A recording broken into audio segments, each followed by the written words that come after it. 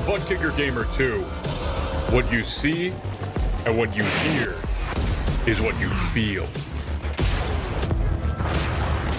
Butt Kicker. The future is feeling.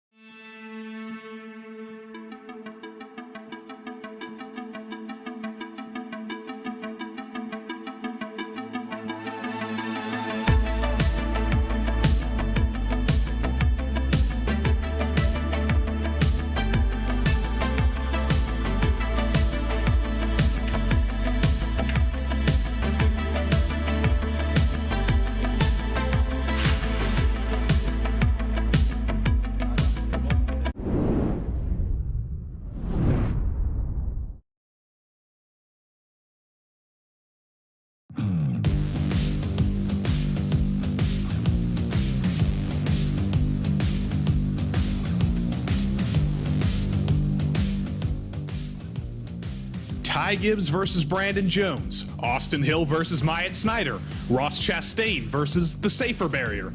As if the Martinsville weekend in the real world didn't get us talking enough, it's time for 90 more minutes of paperclip racing in the virtual world. Hi everybody, welcome to round 7 of the PRL NASCAR Cup Series live from the virtual Martinsville Speedway. I am Joey Tebbin. Here alongside me in the booth is Ty Gibbs. Oh, we couldn't get Ty Gibbs. I guess we'll have to deal with Taylor Burris instead. And with us is our producer, Josh Lee, behind the scenes. Taylor, you're not Ty Gibbs. It's probably a good thing after this weekend, but we're going to go Martinsville racing again, and we've got 90 minutes on the clock. We've got probably more laps than that scheduled, but something tells me we might go to time.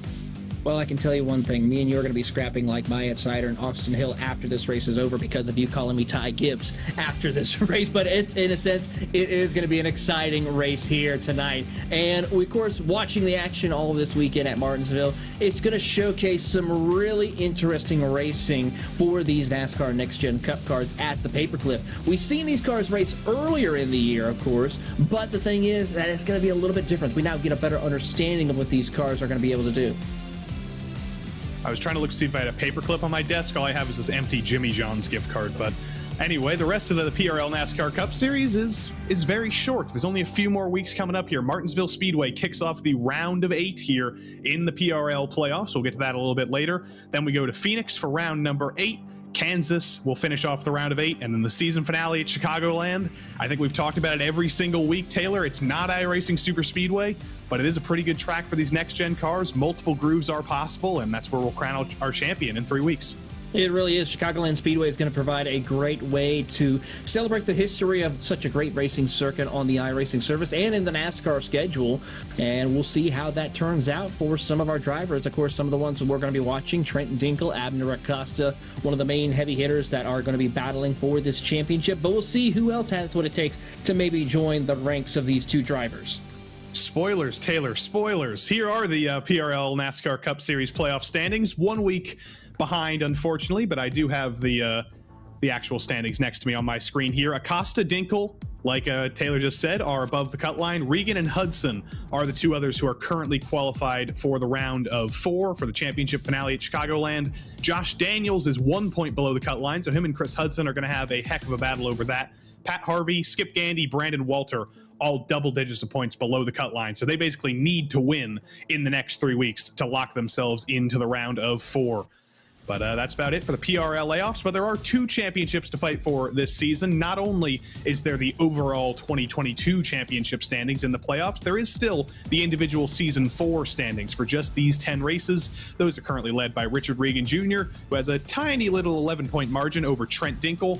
Those two have really been the stars of the season so far, but Josh Conker is within touching distance as well. Chris Hudson has been very consistent. Sean Powell has had lots of speed. He won the opening race of the season, but he's had some struggles. Daniels and Harvey, as I mentioned, they're below the playoff cut line. Hollingsworth, Hoggard, and Skip Gandy round out the top 10. You can also notice that there is no Abner Acosta in the top 10. He's been slowly climbing his way back up the board, but he is still P11 in the championship. So last season's champion still has a lot of work to do. There's also team standings that are a lot more separated than they were last season. The normal Phase 2 Chassis Works versus private label team hype battle is a little bit separated because of Abner Acosta's aforementioned bad luck this season. but that will close a little bit as the season goes on, I'm sure, with 3 weeks to go. Love Racing Red, the two SGE sports squads of Slipstream and Octane, those guys will probably be fighting for that P3 spot in the championship, and then the rest of the top 10 goes down to the private label team Hype Black Team, OGR Racing, Yellow Stripe Motorsports, SGE Sports Apex, and Love Racing Black. They are the top 10 in your PRL NASCAR Cup Series teams standings. And that about rounds it up for all the standings we have here. But before we can get into the qualifying action here, of course, we have to thank all those sponsors that you know and love. We thank them every week, and we're going to thank them again, gosh darn it. The VCO, the virtual competition organization, helps us make every single Precision Racing League broadcast possible here at RaceSpotTV, and we always thank them. Our coverage is also brought to you by Advanced Sim Racing.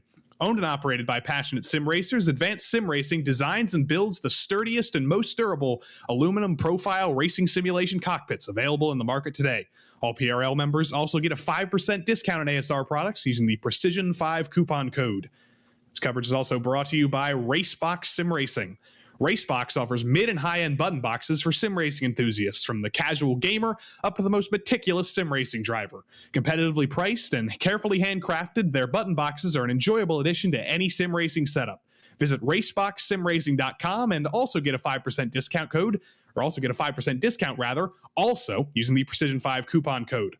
Then from Racebox to RaceLab apps, RaceLab helps you to improve your driving skills. With modern overlays, race statistics, and native VR integration, you can get the best out of iRacing. Start using it now for free at racelab.app. The Butt Kicker always helps us out here. Butt Kicker products provide an incredible immersion and realism to every game. Feel every nuance and truly put yourself in the driver's seat with the Butt Kicker. And last but not least, this coverage is brought to you by NinjaTrader. Ready to compete against the financial markets? Supporting over 60,000 users across the globe, NinjaTrader provides award-winning trading software and brokerage services. NinjaTrader is always free to use for advanced charting, backtesting, and trade simulation. Visit ninjatrader.com to get started with a risk-free trading simulator and start tracking your performance. As always, it's time to start tracking the performance of the drivers on track. There's about 3 minutes 20 to go in qualifying. Lots of drivers seem to be waiting this out, going for their shorter Martinsville laps a little bit later on in the session. But as of right now, it's Trent Dinkle on top of the timesheets. It's going to be interesting. He's already done with his qualifying session right now. We have a couple of cars out there on the circuit. Mike Witt, who's currently trying to get his qualifying, he's set in P7 as Josh Conker goes up to the front row for P2 on his second lap. A lot of heavy hitters still to come. Richard Regan Jr., who won here in the trucks on Wednesday. Abner Acosta now goes P2, displaces his teammate Josh Conker. And last week's Cup Series winner, Tyler Justice, is on the clock as well for Phase 2 Chassis Works. Finally got that first PRL win on the boards last week. He's on the clock right now. Going to be interesting to see what he can do. Can that momentum be able to help him propel to where he may have a shot to go back-to-back here as we watch Tyler Justice now set his first lap. He'll go to P6 currently as he sets a 19.420. He's about 2/10 off the pace to your pole sitter Trent Dinkle. Let's see if he can pick it up here as he works through the middle of turn 3 and 4. Here comes Tyler Justice off of 4, crosses the line. Gonna wait for the time to come in on my screen here. Has he improved from P6? Yes, he has. Tyler Justice puts it up into P3. He splits the private label team hype trio up top, but he still can't beat Dinkle and Acosta off the front row.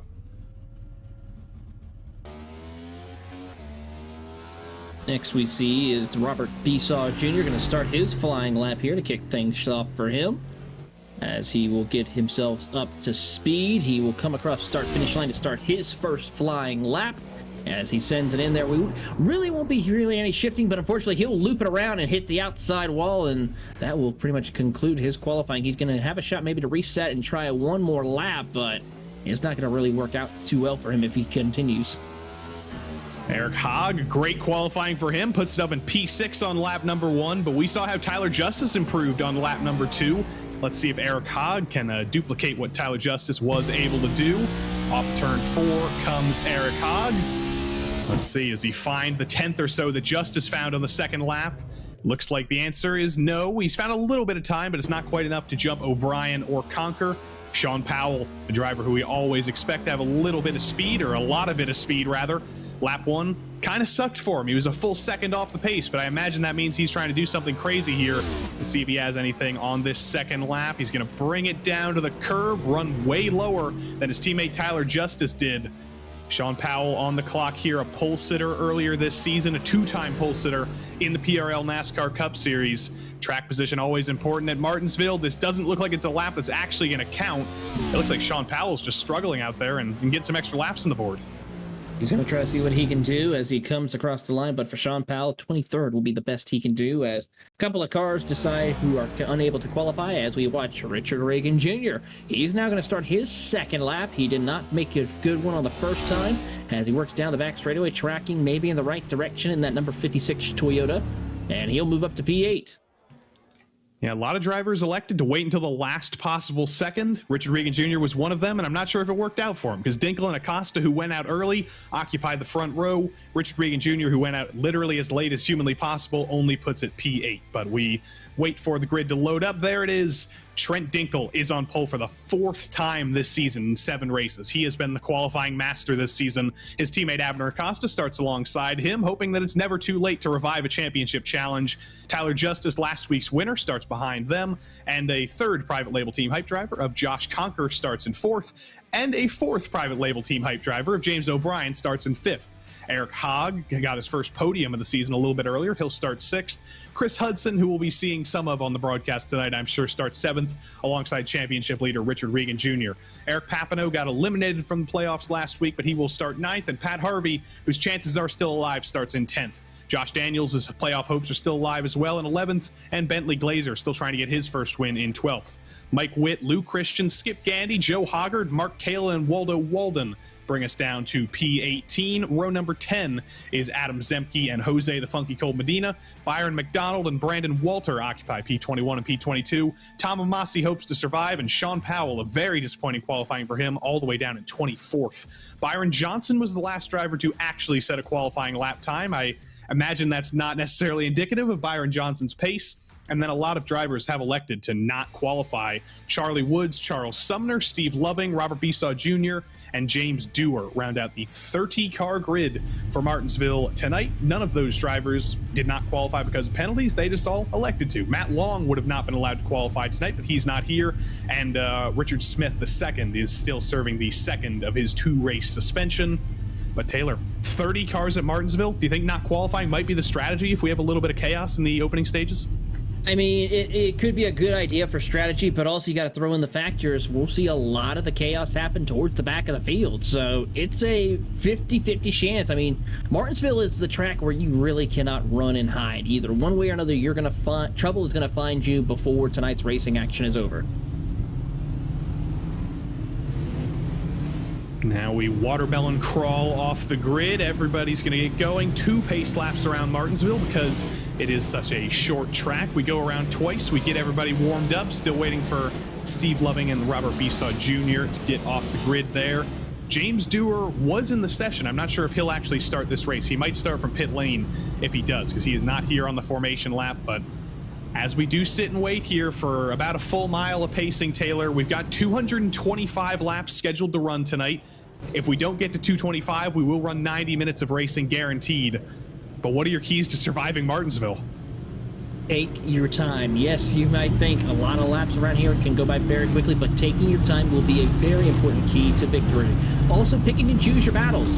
And we've seen this happen all throughout the week. Drivers picking and choosing when the right time to attack, when is not the right time to attack. And this is going to be that case for some of our leaders and those who are trying to get their way into the playoffs later this season. So drivers who are going to have to pick and choose. And finally, be prepared to rub bumpers and fight and utilize that chrome horn if need be.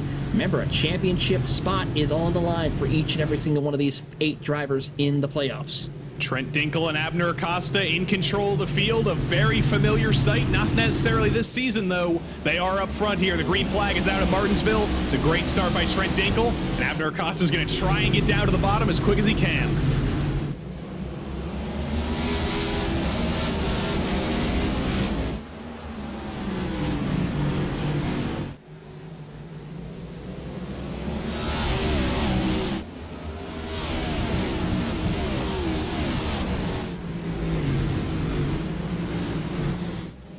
One lap in the book and already some great racing action, though, at the two private label drivers of a... Oh, we've already had a wreck in the back straight. I saw Pat Harvey going around. The caution is out, and there is a parking lot in the inside wall. Mike Witt is involved, Skip Gandy, Charles Sumner's parked up trying to get through, Tom Amasi's just sitting and waiting, and of course Mark Kalin was involved as well in the background, because that's just exactly what you'd expect. But let's see what happened here. We made it one full lap green. Pat Harvey in the teal and white entry, and Mike Witt are the two drivers to watch here. They're going 3 wide with Skip Gandy, and Harvey just loses it off the corner. Yeah, tough break indeed, as we see the chaos that ensues right there towards the back half of the field. And it's going to be critical to see, because a lot of heavy damage is going to be involved with these competitors here, and not a lot of time to make any repairs on pit road. Not a very long run to kick off this race. I'd call that about 1.5 laps of green flag running, but that's lucky for Abner Acosta, I think, because he was getting hounded by Tyler Justice. He was desperate to get to the bottom behind his teammate Trent Dinkle, and he just could not do it. Tyler Justice was not giving up, but he will get to the outside again, and hopefully they can organize that a little bit better. But let's ride on board with Adam Zemke here, who was right behind the scene of the accident. I think he made it through. Ooh, perfect avoidance by Adam Zemke there. Close call racing here tonight for Adam Zemke, as he will work his way up through and pick up a couple of spots. He's now running inside 14th. The old cranberry vehicle for Adam Zemke. Always love to see it. Sometimes we give all the attention to Charles Sumner and the Tropicana Orange machine, but I always love to shout out the Tropicana Cranberry machine of Adam Zemke. Who doesn't love a good cranberry, Taylor, especially now that we're getting into November? Yeah, nothing wrong with a little bit of cranberry juice here as we get closer into November, but, you know, good old Florida orange juice never hurts anybody. Yeah, but Florida orange juice can't help a urinary tract infection, so, you know, cranberry juice has quite a bit going for it in that department there. We're going to pack up the rest of the field here so we can stop talking about urinary tract infections, and Abner Acosta gets ready for a second restart. Your old team, Taylor, private label team Hype, you think they can organize this restart a little bit better this time? One way to find out, I mean, Trent Dinkle has already been phenomenal with his restarts pretty much all throughout the entire 2022 campaign. And of course, Abner Acosta, he's going to try to be the team player in the early stages of this race, not really wanting to risk it at this early point in it. But we could see him try something later in the run. But don't forget, Tyler Justice, Josh Conker can be right there behind him.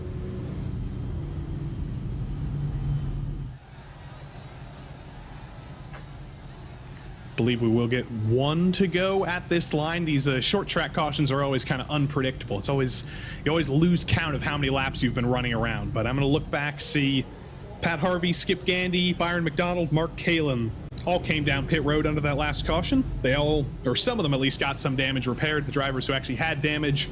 James Dewar as well, who I believe was scheduled to start from the pits. He has never gotten out of the pits, so he is still stuck there. 29 cars, though, still on track. Even with that little kerfuffle to kick things off, still basically the entire field is still rolling here at Martinsville, and we will get ready to go green here in approximately a quarter of a mile now. It's Trent Dinkle and Abner Acosta still up front. Not much time for changes in that short green flag run to kick things off, but let's see if we can get the rhythm back here as the iRacing sedan pace car pulls off into the pit road entrance in turn 3. Trent Dinkle has deja vu and takes control of the field once more. Abner Acosta is going to try and slot in behind him. The green flag is back out of Martinsville.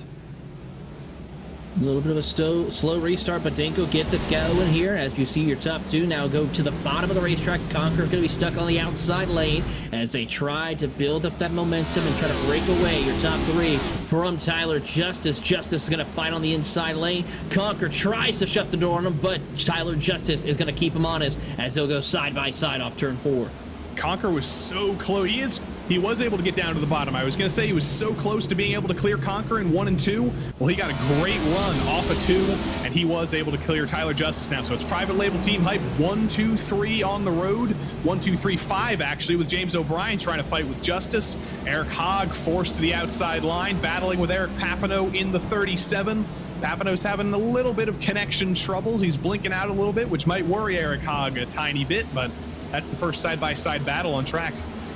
It is the first side-by-side battle of the position here on the track as we watch Papineau wash up the racetrack a little bit on Eric, and they'll still stay side-by-side, watching Joshua Daniels right there behind in the 77 machine as Papineau tries to hold on to that number 37. Yeah, Papineau is popping in and out here, which is really, really frustrating for Eric Hogg. I'm sure he wants to get down to the bottom, and he's probably thinking, you know, when Eric Papineau's not there, should I just turn down there and try and blend in? But no, he's not able to. Tyler Justice got into the wall on the exit of turn 4 there. Chris Hudson, Richard Regan Jr. both get to the inside of him. Eric Papineau locks it up intensely into turn 1, but Tyler Justice really smacked the wall there. He really did. He's trying to hold on for dear life in this coming stages of the race, as they still say side by side. Justice really falling back during this early stages of this run, which is a little bit concerning given the fact of this, but it just shows that that outside lane is not the place to be. Eric Hogg now clear of Justice. Josh Daniels tried to send it 3 wide the previous lap. He thought better of it, but he's going to be on the attack on Tyler Justice next. And don't count out Joe Hoggard and Bentley Glazer as well. There's a very, very hungry train of drivers, and they're all coming to swallow up Tyler Justice, but they're not going to be able to because Joe Hoggard just got turned around in turn 2. He was able to save it. He's still pointing in a straight line, so no caution comes out, but he got quite the tag there. He certainly did get quite the tag right there as we watch them still go. And now Robert Besaw Jr. is going to get into the mix as the two YS machines are going to also go lined up nose to tail as Besaw sends it in on the inside. Didn't see who got into Hoggard there. I imagine it was one of Daniels or Glazer or Christian. That's who he was racing around, but that car was like 90 degrees to the side. Let's take a look at what happened to Joe Hoggard. That's his recovery. There's Bentley Glazer in the 4 on the inside. Lou Christian dives it in. And a little bit of a bonk, but he straightened out Joe Hoggard afterward for good measure. What a nice guy. Oh, and the caution is out right as we cut back. It's not Joe Hoggard, it's Mark Kalin again. Unfortunately, the number 62 has brought out the caution for another time. Let's see, was it Mark Kalin's fault at all, or did he get involved? Oh my goodness. Around. That looks like it's shifting related. Yeah, the big question is to shift or not to shift here at Martinsville Speedway. We've seen it time and time again with some drivers utilizing two shifting here at this track, depending on how their gearing is set up. And then there's some who choose not to shift. And we've seen that even in the NASCAR races this weekend at Martinsville with the next-gen cars. And you saw who else was involved in that caution, unfortunately. I was talking with Taylor before the broadcast started about how in his last PRL season, he seemed to be getting involved in other people's incidents all the time. Well, the bad luck driver of the couple recent seasons, Tom Amasi, had even more bad luck there, because who did Mark Kalin spin right in front of? Tom Amasi, of course. Tom Amasi, indeed, tough break for him. Hopefully, he's able to find a way to round out the season on a high note. He's got 3 more weeks to figure out that high note. I'm always rooting for Tom Amasi's luck to turn around. I'm always rooting for Mark Kalin's luck to turn around as well. It's just kind of a meme at this point. The Mark Kalin season. He races in like 4 Precision Racing League series every week. He races in the Cup Series, in the Truck Series, in the MX-5s, and the GT3s. And every single time the camera seems to cut to Mark Kalin, it's something going wrong for him. Unfortunately, it looked like this week might have been his fault, but still, the Mark Kalin season. Will it ever turn around, Taylor? That's the mystery. That is a mystery indeed, unfortunately, but we'll have to find out as we draw ever closer to the end of this championship run. There's tales of seasons turning around that have been that bad. Of course, my own F3 AM season last season in the PRL, that was hellish for the first like 8 weeks, and then I ended the season on 2 wins. Taylor, you said you got a top 10 in your hellish season. Steven Ritter's in the F3 series this season was having an awful start to the season. He got a top 10, 2 top 10s in a row actually. There's always chances for things to turn around, but Mark Kalin has to wait another week or at least another day for that to happen. Going to be critical to see how this will play out here, because a lot of people we saw at the Wednesday night race for the trucks at Martinsville, they ended up finishing on time. So the question is going to be, will this be the same case for the Cup cars as we get ready for going back green flag racing next time by, I would assume. So we'll have to wait and see momentarily, but that's going to be the big question here tonight. Will we finish under time or under laps? And given the fact we've had 2 cautions very early knit together, I think it's going to be safe to say time will be the choice that everyone will be keeping an eye on. Yes, time won't be on our side, but at the same time, time will be on our side, because we can kind of predict that we will likely hit the 90-minute window by the end of this race. So sorry if you wanted to see 225 laps at Martinsville. It's still entirely possible. We could be proven wrong, but a lot of the drivers, I think, will be treating this as a timed 90-minute race, and they'll be building their strategies that way. They've got strategies to build now because the iRacing sedan pace car is already ready to pull down pit road. That's a hard sequence of words to say, but for the third time tonight, Trent Dingle and Abner Acosta occupy the front row, but their two teammates in Conker and O'Brien make it private label team hype 1, 2, 3, 4, and the green flag is out for the third time tonight. It's in control by Trent Dingle. Dingle gets a great jump on the field as Conker will try to follow suit in second. And then you have Acosta trying to work the outside lane with James O'Brien. So 4 private label drivers lined up nose to tail as they get themselves organized. Reagan drops back to P5. Had a little bit of contact between the two teammates. A little bit of a bumper between Acosta and Conker there. I'm sure not intentional. No Ty Gibbs, Brandon Jones going on there yet, but a little bit of contact from front end to rear end. Looks like there's quite a bit of shuffling further back. Josh Daniels is running a few lanes high, and Eric Papineau, that car is destroyed. There must have been contact with Eric Papineau there. I wonder if that was connected to his blinking issues. Tyler Justice is trying to fight 3 wide with Bentley Glazer and Josh Daniels. It's all kicking off on the restart here. Everybody's trying to take advantage early. They certainly are as we ride on board with James O'Brien, former series champion. He's going to try to see if he can start working that outside lane to build some momentum up on the top side. It can be done as Reagan sees the opportunity. He'll dive it to the inside and go side by side with O'Brien, his former teammate. Richard Regan Jr. won the truck race here on Wednesday night, so of course he's proven that he can win at Martinsville this week, and he's going to make 2 passes in a sequence of about 2 corners. He clears James O'Brien, he gets to the inside of Abner Acosta, and he's already clear of Abner Acosta. That looked like Acosta kind of backed out of that one a little bit. He was not interested in fighting with Regan this early, and you can't really blame him.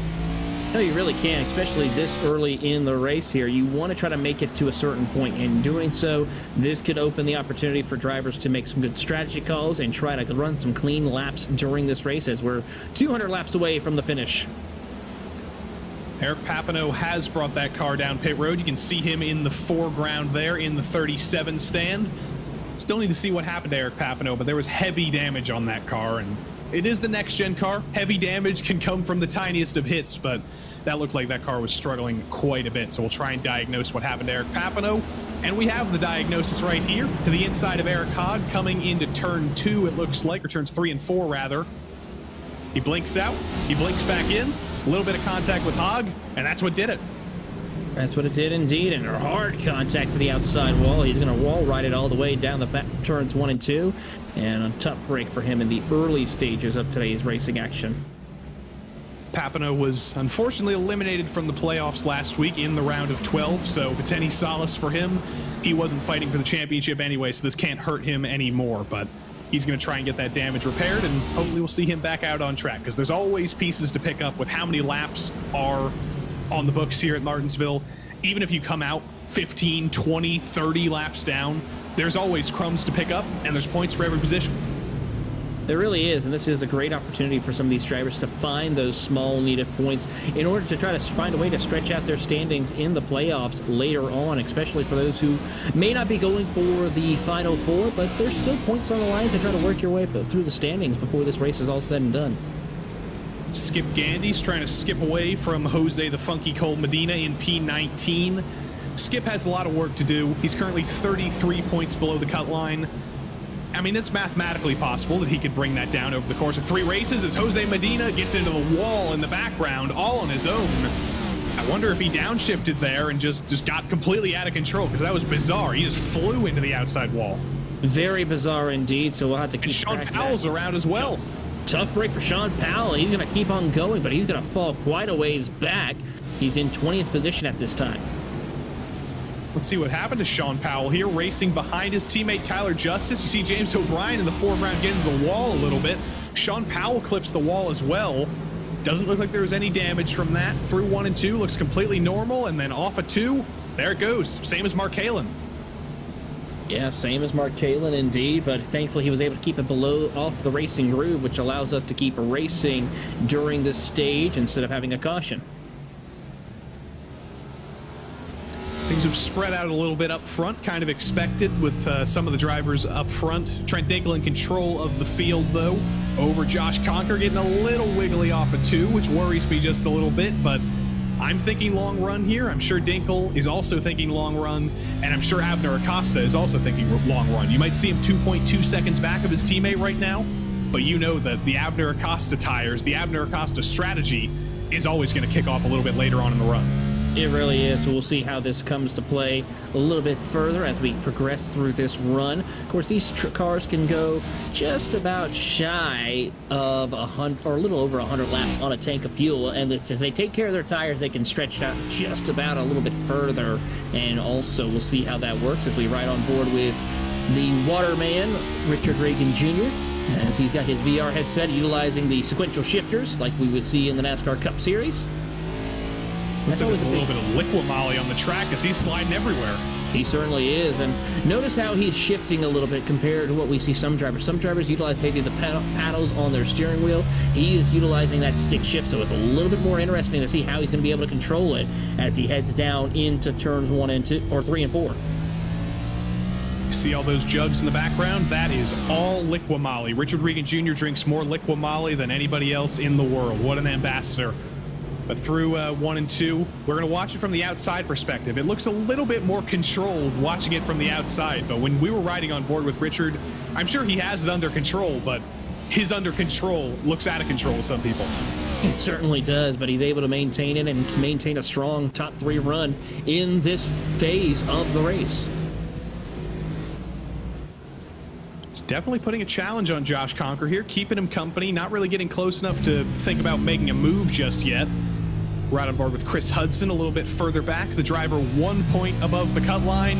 Halloween is tomorrow, of course, and what better way to celebrate Halloween, Taylor, than dressing up as a character from a TV show that I've never watched. Exactly. Before the show started, we were wondering, what in the world is he wearing? And apparently we came up with Stranger Things. Yeah, Chris Hudson, if you're listening to the broadcast, if your teammates are listening to the broadcast, come talk to us after the race, because we want to hear the lore about this costume. We want to hear all about it. So if anybody at Love Racing, I hope that's Chris Hudson's team. If I get that wrong, I'm gonna get killed. But yeah, Chris Hudson, come talk to us. Talk about Stranger Things. Might see some strange things happening here during this run with some drivers trying to work their way up through the field right now as we see Chris Hudson in the Krispy Kreme's machine in the 6th position trying to hunt down James O'Brien to break into the top 5. Got more pressing things though. Eric Hogg to the inside of Chris Hudson. I almost said Krispy Kreme there. You got me off my train of thought there. But Eric Hogg is really on the attack here. He had a great qualifying in P6. Didn't have the best restart. He was too busy fighting with Eric Papineau for a little while, but as we crossed the line to start lap number 44 this time around, Eric Hogg has really turned things up, and he's hounding Chris Hudson. He really is. He's trying to put the pressure on during this stage of the run, keeping an eye as Tyler Justice getting very spooky indeed as he'll look to the outside of the 21 of Luke Christians. I think he got a little bit spooked there by Luke Christian, in fact. He almost got into the back of him, had to go all the way up into like the 2nd or 3rd groove to avoid him. That's really put him off of his rhythm. It is 4 position, though. It's not like Tyler Justice is running into lap traffic like he did last week. He's also nursing a little bit of damage on the outside of that car, so he's going to have quite a bit tougher of a time this week to duplicate his victory. He really is. We'll have to see how he's going to be able to progress through this race as we ride on board with Luke Christian sitting in P10. No Halloween costume for Luke Christian, but he has the spookiest thing in the world behind him. He has, the world's shortest staircase. Ooh. I always think that's pretty spooky. Also, Luke Christian, if you want to talk to us after the race, come talk to us. I want to hear about the world's shortest staircase. As here comes Tyler Justice with a big head of steam, but Lou is able to pull away on the outside or the inside lane and be able to stretch out his lead just a little bit. Got a pretty decent run going here. I know I shouldn't say that because I'm going to end up jinxing it like I have in previous weeks, but this, I think, is longer than any green flag run we had on Wednesday night, which is pretty good to see. We've strung everything out. Everybody's being very respectful. Speaking of respectful, Richard Regan Jr. was having a very respectful day. Didn't get into the back of Josh Conker, but unfortunately, those wiggles he's been having have come back to bite him, and Abner Acosta's been able to pass him. Well, if the worst comes to worst, everyone, we will continue the tradition and do the hashtag blame Joey. Yes. Unfortunately, Tamamasi might have to blame me because his connection has dropped, as if it wasn't bad enough for him getting damage from Mark Kalin. It's gotten even worse. Tamamasi has been kicked out of the race by the gods of the internet. but hopefully he comes back in. Hopefully he can pick up some more pieces, just like Eric Papineau, who I believe is still waiting for that car to be repaired in the pits. But I didn't see what happened between Acosta and Regan. I don't know if Acosta got into Regan at all, or if Richard Regan Jr. just made a mistake. We might have to look back and diagnose that a little bit later. Lap traffic is coming into the conversation. That's Jose Medina, who's been struggling quite a bit, but he's going to get all the way out of the groove, and he's not going to cause any trouble at all.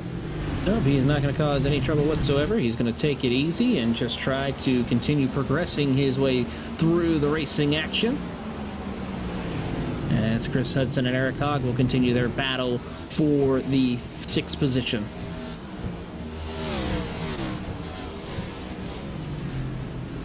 A couple drivers have already gone a lap down. It's not just Jose Medina. Charles Sumner is also a lap down, and Byron McDonald has also gone a lap down early. Looks like in the background, Tyler Justice is having a little bit more trouble on exit. That car looks pretty evil on the exit of every single corner. Oh, and he almost gets into the wall as well in turn 4. He is playing with fire, and not just because there's flames on that car. Yeah, he certainly is playing with fires, and also because of the fire lit inside that jack-o'-lantern. As we ride on board with Tyler Justice, he tries to break into the top 10 for the first time tonight. As he tries to get a good run, not able to find that run off turn 4 that he's been needing here compared to what Luke Christian's been able to do. Joe Pera taught me that an uncarved pumpkin can survive for about 3 months, but once you turn it into a jack-o'-lantern, it rots in 5 to 10 days. I don't know what you're going to do with that information, but I don't know. There's something you can do with that. Hopefully Tyler Justice can preserve that jack-o'-lantern just like he's trying to preserve his race. There you go. That's an anecdote. Well done, Joey. Well done. That's the connection. That's the connection. That is connection. I can already say that our jack-o'-lantern is completely no good anymore. Rest in peace, the Burris jack-o'-lantern. We'll bring him back next year, don't worry. Mike Witt and Pat Harvey side by side into turn 3 here, the 26 and the 27. A little bit of numerology for you. Pat Harvey's playoff hope's still alive. Mike Witt's not, but Mike Witt still makes the move on Pat Harvey. He's up to P21. He is up to P21. Also, that's Steve Loving, not Pat Harvey. Forgive me. They're very similarly colored cars. Steve Loving, though, is loving his run as he's trying to pick up a couple of more positions here in this early stages. We're about halfway through this fuel run, where drivers are going to start feeling the difference in handling. We see one car come down pit road. That, I believe, was the 40 machine of Charles Wood. Charlie Wood's going early. I wonder if that was strategy related or if he got into the wall, because we've seen quite a few drivers get up into the wall with these minor touches, and it's given them heavy wheel damage. They've had to come in to get damage fixed. That's why Charles Sumner is a lap down. Apparently he just barely tapped the wall, and he's been struggling since then. Byron Johnson, not necessarily struggling. He's actually kind of up from his starting position. We saw him have some struggles in qualifying. He didn't get a clean lap in, so he started at the back of the field. He's up to P18 for the moment. Looking through the field right now to see who are some of our biggest movers of the race so far.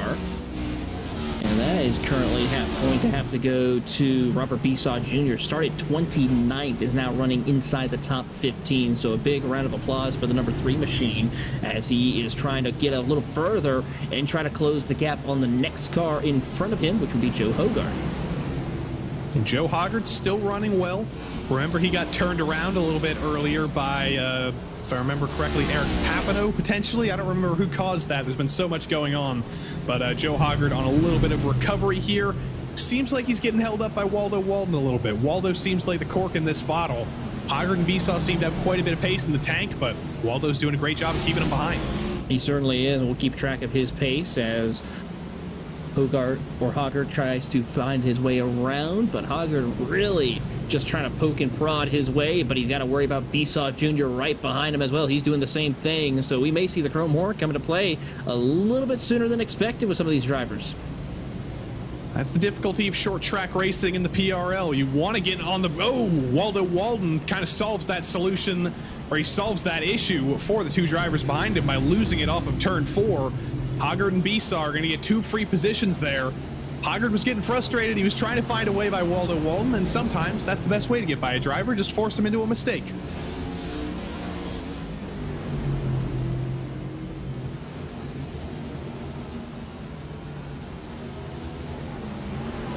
Eric Haag's drive forward continues as well. He's going to try and force James O'Brien into a mistake. Hasn't yet, but he's all over the back of him after clearing Chris Hudson. And Eric Haag, rather, is trying to move his way into the top 5 and keep up his great season.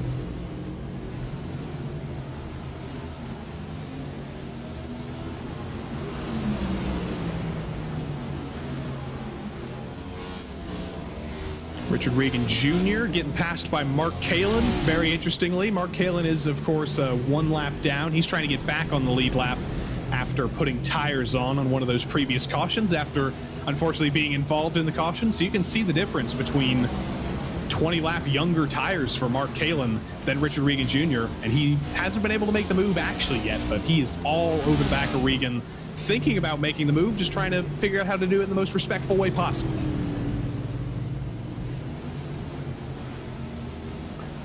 Eric Haag does get to the inside of James O'Brien. He's going to be clear into turn 3, and James O'Brien's going to get back down onto the bottom line and follow Eric Haag through. Next driver on their list is Richard Regan Jr. Those 2 lap cars between Haag and Regan first.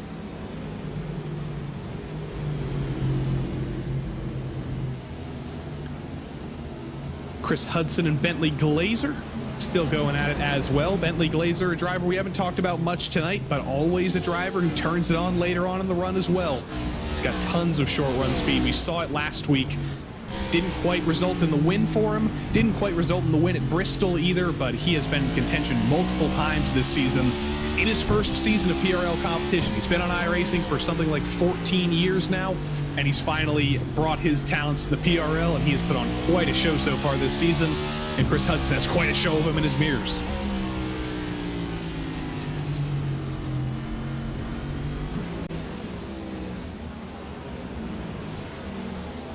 And this is another repetition of things I've noticed in previous weeks. Hudson in the Krispy Kreme car always seems to run into Bentley Glazer on the track. They always seem to be running within 1 car length of each other. It's like that's the way it was intended. The Krispy Kreme and the Glazer, they're always destined to be together on track, and they still are tonight.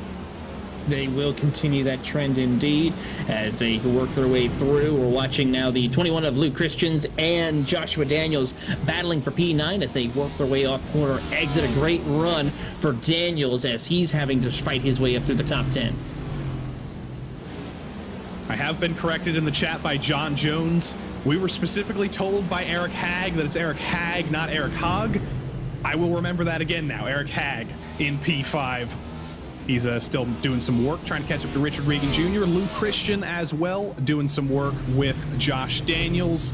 Josh Daniels is kind of in a precarious place in the playoffs right now. He's only 1 point behind Chris Hudson, who is 2 spots ahead of him on track. So he really needs to pass Chris Hudson, maximize his points, and try and extend that gap so he can make the round of 4 as much as he can.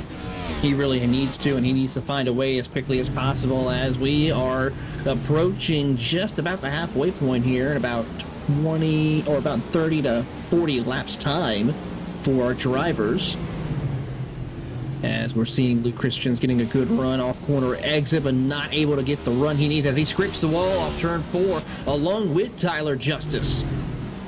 Justice is really in danger of hitting that wall and breaking a toe link or something, because he has been doing that so often in this race. We saw it really big on the first lap or so, or the first couple of laps, when he just slammed the outside wall in turn 4, and he's been doing it again. He's been playing with the limits of this track, and I hope it doesn't come back to bite him. But here's Abner Acosta. We're riding on board with him right now. You know that Abner Acosta always turns things up later on in the run. He has done exactly that as we were going to cross the line to start lap number 78 this time. He's all over the back of his teammate Josh Conker after hanging back for quite a while. He really is. As one car goes up to the top of the racetrack, that is Tom Amasi. As the field will work their way through lap traffic. This is where things are going to get interesting for your race leaders. How are they going to be able to negotiate this lap traffic as Amasi scrapes the wall rides his way off turn number 4? Amasi's doing a great job of staying out of the way, because I think he knows that's his only chance of picking up points here. He can't be involved in the caution when he's 13 laps down. He just has to stay out of the way, hope that other people have troubles, have to come down pit road, and hope that he can pick up a couple of extra spots, a couple of extra points, despite being 13 laps down because of those internet troubles. Jose Medina is the next lap car that Josh Conker and Abner Acosta are going to have to accost. Jose Medina has been doing a great job of getting out of the way. He's been throwing it up the track about 3 grooves up, so he shouldn't be too much trouble to pass, but there's a lot more drivers ahead who will be a lot tougher. It will be a lot tougher as the race progresses here, as they work around the 24 machine of Medina, and now continue on their way to chase down their race leader. Currently at about 1.5 seconds separates your top 2.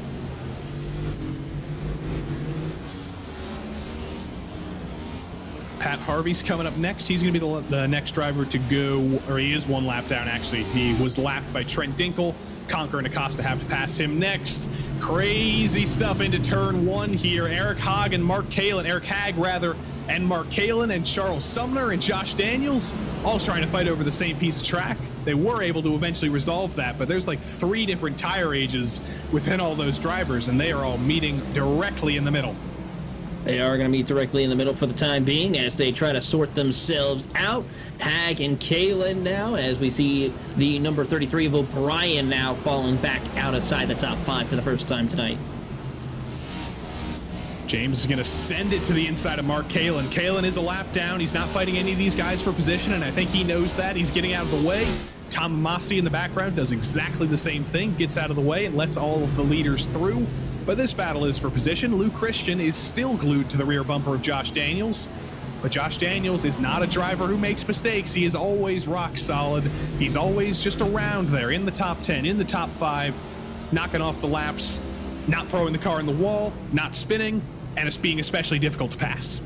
Very difficult to pass here in this stage of the race. Steve Loving, Luke Christian's going to start to try to work their way through as we go back up to your race leader, Trent Dinkle. Very smart driving, negotiating through these lap cars. Yeah, we haven't had to talk about Trent Dinkle very much since the last restart because he's just been doing his own thing. He's just been riding around. He's been navigating the lap cars patiently, conservatively, smartly.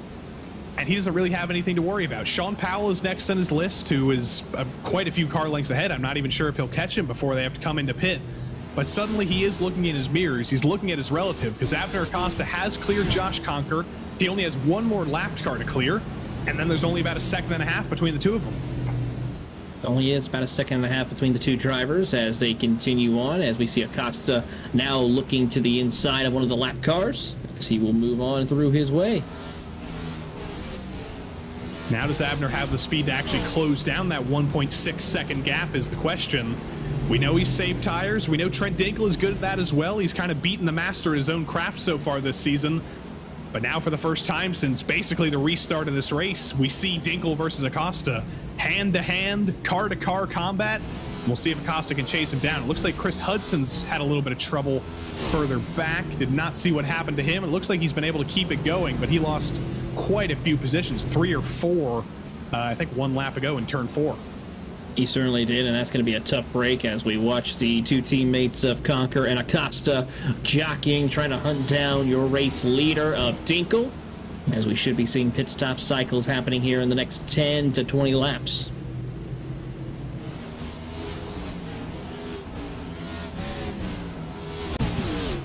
There's just a constant battle between every single car on the track, every single lap. You can never really tell where to look because there's just something going on all the time at Martinsville. Bentley Glazer is busy holding back Daniels and Christian here, but we're hearing that it was Bentley Glazer who did end up tipping Chris Hudson around, so we'll try and load up a replay of that for you. There's quite a bit of flailing in the background as well. I think that was Mark Kalin. Is turn 2 at Martinsville. Kalin corner again, and that wasn't Mark Kalin. Mark Kalin is right there at the head of your screen. But that was another driver further back who lost it off of turn 2. First, you're going to see what happened to Bentley Glazer and Chris Hudson, who were trying to get by the lap car of Mark Kalin. There goes Bentley Glazer to the inside of Hudson, coming into turn 3. And there's the bonk. Bonk indeed, and Chris Hudson goes up the track. Glazer will continue on his way, but I'm pretty sure the Krispy Kreme machine of Chris Hudson will remember that later on in the race. Yeah, that was a pretty big curb hop by Bentley Glazer as well that just really unsettled that car, kind of forced him into Chris Hudson, but all the same, there was contact, and when Chris Hudson, or if Chris Hudson does get back to Bentley Glazer, I'm sure he'll be a little bit more forceful than he normally would. Bentley Glazer might not have to be forceful with Mark Kalin here because Kalin is a lap down. Kalin's going to lock up again into turn 1. Glazer's going to get to the inside of him. Is he going to have the momentum off turn 2? Yes, he is. He's going to be to the inside of Kalen into turn 3, and that should be fairly straightforward with Kalen a lap down. Daniels is going to try and follow him through. That's going to be tough. And Lou Christian as well is trying to take advantage of this checkup. He is going to take advantage of it as Kalen tries to get the outside lane going, but it's not going to work this time around. And they'll have to continue progressing forward through this run as Lovings, or actually that's not Lovings, of course, that is the number 77 of Daniels trying to get himself around this lap traffic to go and challenge Glazer for the 7th spot.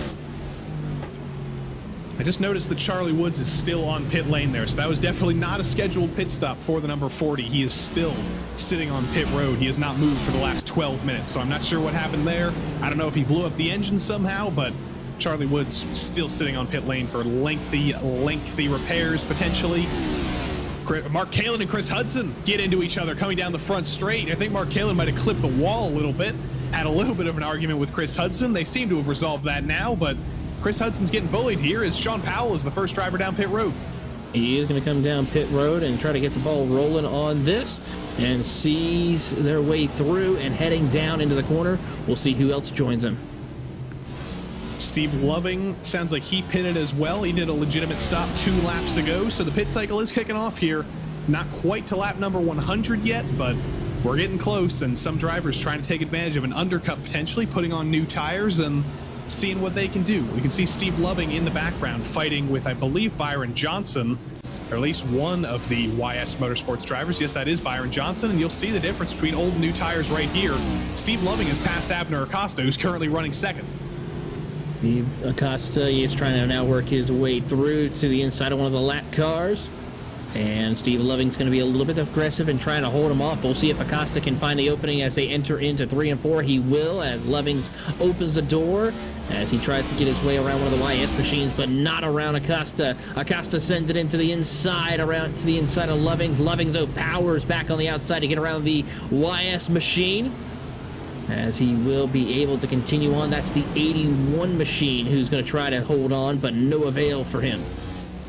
Steve Loving, of course, is on 99 lap fresher tires than every other driver around him, so you can see the difference between old and new tires. That's why Steve Loving came in, that's why Sean Powell came in, and they're hoping they can still take advantage of this new tire speed without getting held up in traffic too much. But Steve Loving's definitely having that problem. He came in, he put those new tires on, he still has to pass a bunch of drivers, which means he's basically running the same pace as everybody else.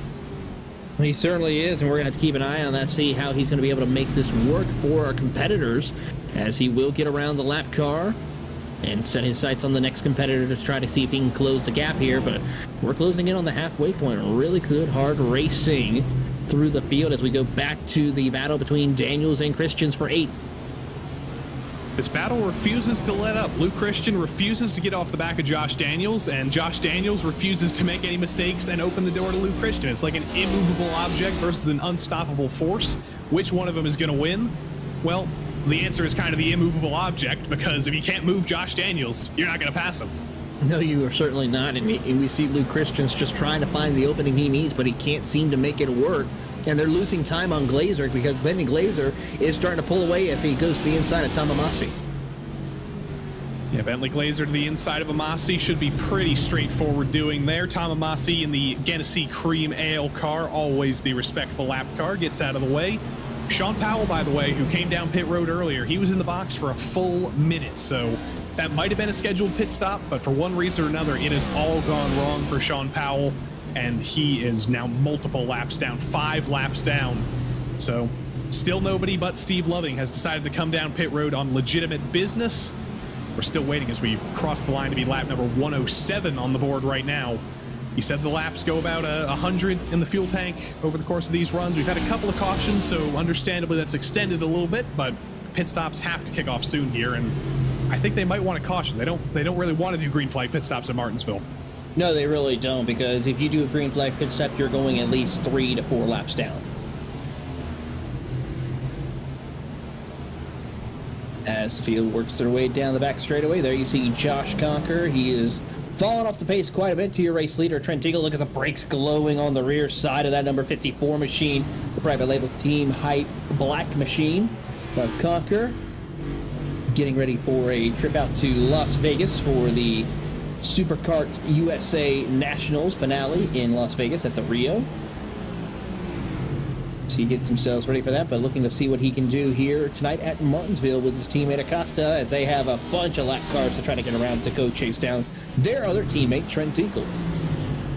And their other teammate, Trent Dinkle, has been having such a good time of things because he's ahead of all those lap cars that Acosta and Conquer have to pass. He can just kind of run his own thing here until he runs into more lap traffic, of course, and there will definitely be more in his future. Christian and Daniels, the unstoppable force versus the immovable object continues. Christian still hasn't been able to force Josh Daniels into a mistake. I don't even think Josh Daniels is looking in his mirrors. I think he's just running, qualifying laps here. He's just running practice as if he was on his own. He certainly is, as he works his way into turns 1 and 2. 21 of Christians may try to stick his nose to the inside out of turn 2. Not able to this time around, as Glazer leads on ahead of Daniels. As we see the 6 machine of Tyler Justice down on pit road as we cross over the halfway point.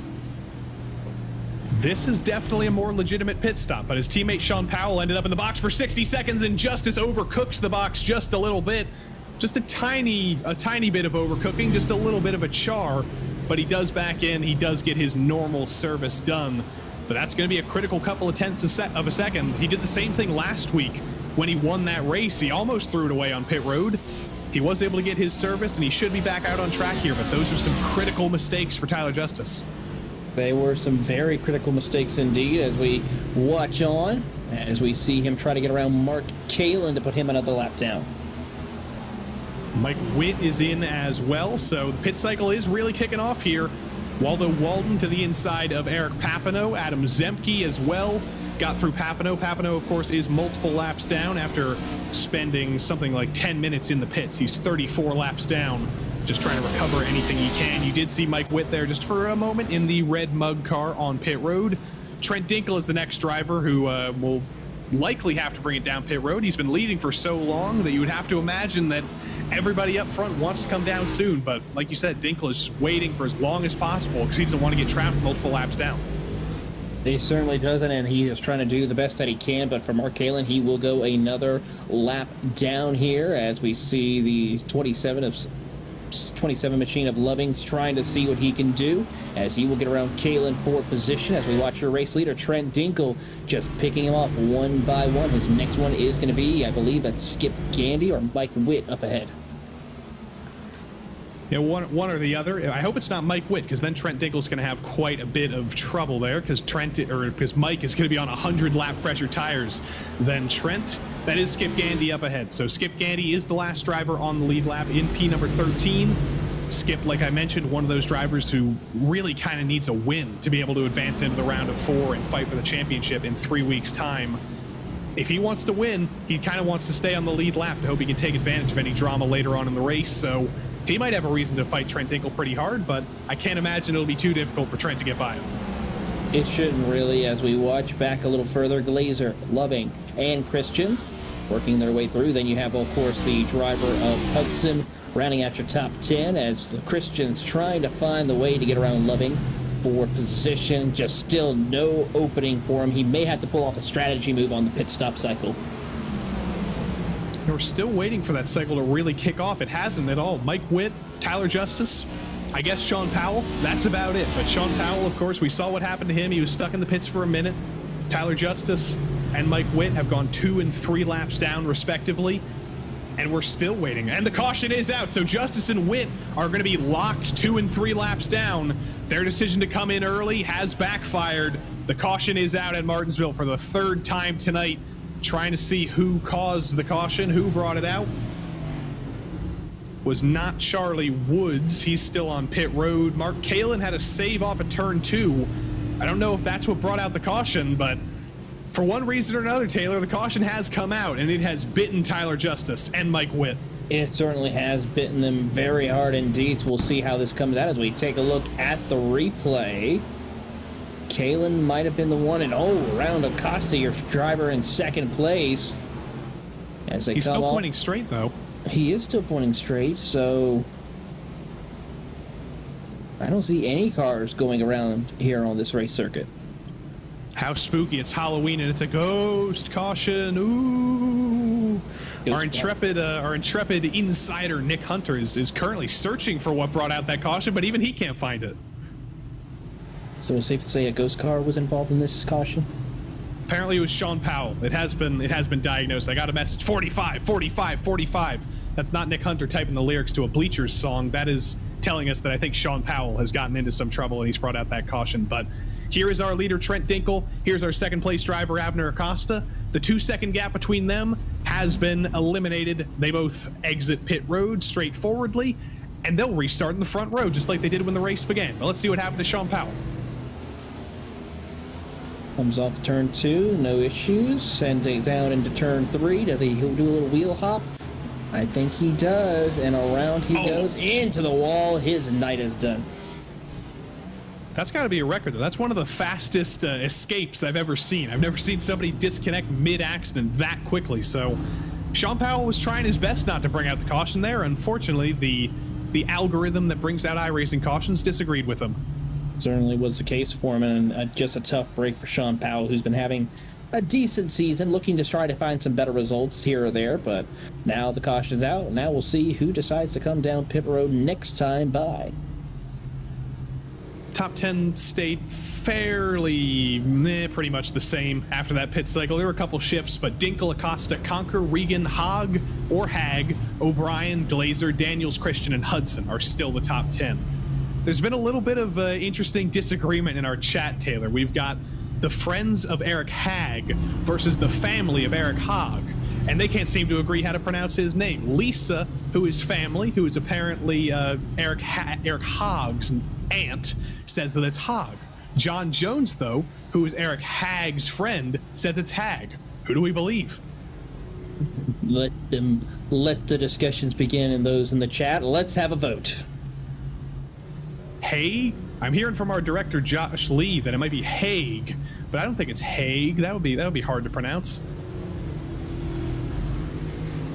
Eric needs to finish in the top 3. We got to get Eric back in the booth, because I should remember this. He told us specifically how to do this, and I'm studying linguistics right now. I've got to be good at pronouncing things. So Eric, we'll solve the mystery of your name. But I guess it's a good thing that we're saying your name at all, because it has been quite the season for Eric H. He has been having his best PRL season ever. Got a top 3 for the first time a couple of weeks ago, running in the top 5 all night tonight.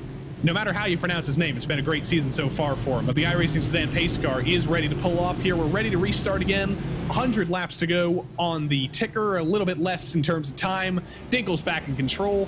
Abner Acosta's alongside him, and Josh Conker's going to get to the inside of Acosta and potentially beat his teammate down to the bottom. Down to the inside, they're going to go side by side off turn number 2 and down the back straightaway. The two teammates of Conker along with Acosta as Acosta sends it on the outside. How about Daniels going up to the top side of the racetrack? Josh Daniels trying to fight on the high line. Abner Acosta is trying to fight the high line as well. Richard Regan Jr. is just kind of sitting back there saying, you know what, I'd like to take advantage of this, and he does, and Abner Acosta loses it off of a turn 2. He saves it. That is an incredible save by Abner Acosta, but that is going to be no solace for him as he falls down the order. He's now the last driver on the lead lap in P14. The season of trouble continues for Acosta as he does have some damage to the nose of that number 5 machine, but that just shows the difficulty of running up to the top side around Martinsville because of that very thing. That's one for the highlight reels. If you want to teach drivers how to save a race car, that is incredible from Abner Acosta. He is locked into the round of 4 basically. He's 47 points above the cut line.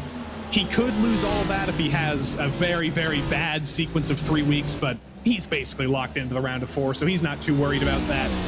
He might be worried if he thought there was still a chance at the Season 4 championship, but there's still a lot of racing to go as well, so anything can change for Abner Acosta.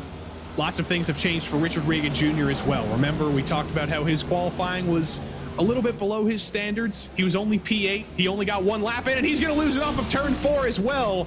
That's a jinx for Richard Regan Jr. if there's ever been one. Luckily, nobody's going to get into him, but he's definitely got damage on that car after looping it off of 4. Certainly is the case here as he's trying to get himself turned back around in front of an entire group of cars as we are under caution once again, I believe, for our 4th time tonight.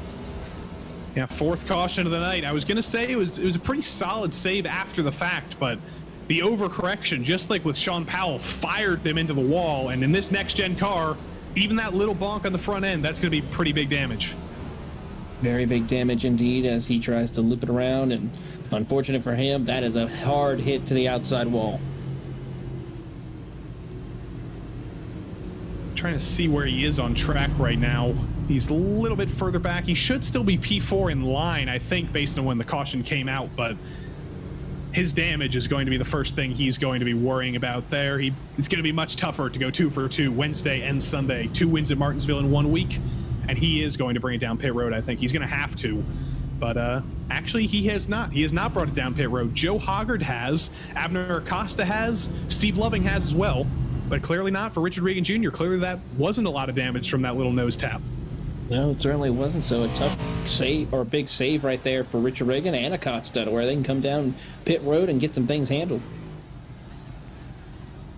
Acosta's kind of lucky that he was the last driver on the lead lap, so he basically gets a free pit stop here in P14, and he'll have fresher tires than anybody else by a few laps. We didn't really run that long green there, but you know, that always helps. That little advantage is always what you're looking for. Trent Dinkel's going to cross the line here. I think he's led every single lap in this race, under caution and under green. Josh Conker still in second after beating Abner Acosta on the restart. And then you look back to Bentley Glazer in third. Where did he come from? He's been fighting for like 7th all night. Suddenly he sneaks his way into P3. Certainly should have, indeed, or certainly is looking to have a good run here in this stage of the race. As we'll see if anyone decides to come down pit road after this. The lights are still on, so we got one more time around before we see if anyone does.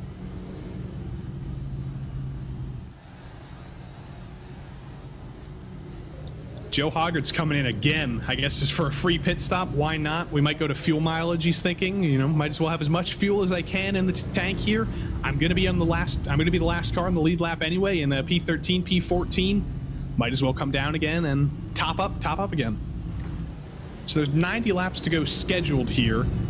I'm going to try and check how much time we have left to go. We might have to put the time up on the clock, but I don't know, Taylor. Are we going to be good on time?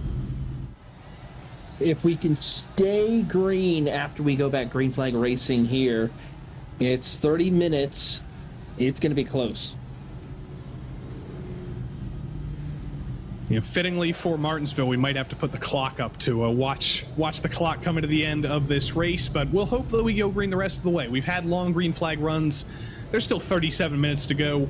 You can get 3 laps in at Martinsville in 1 minute, 90 laps to go. You do the math. I think we should be good, but if we get many, many more cautions, we might have a little bit of trouble, but hopefully we can get all 225 in. We'll see what happens here. The lights are out on the pace car. We're about to go back green. Because Conker takes the bottom immediately.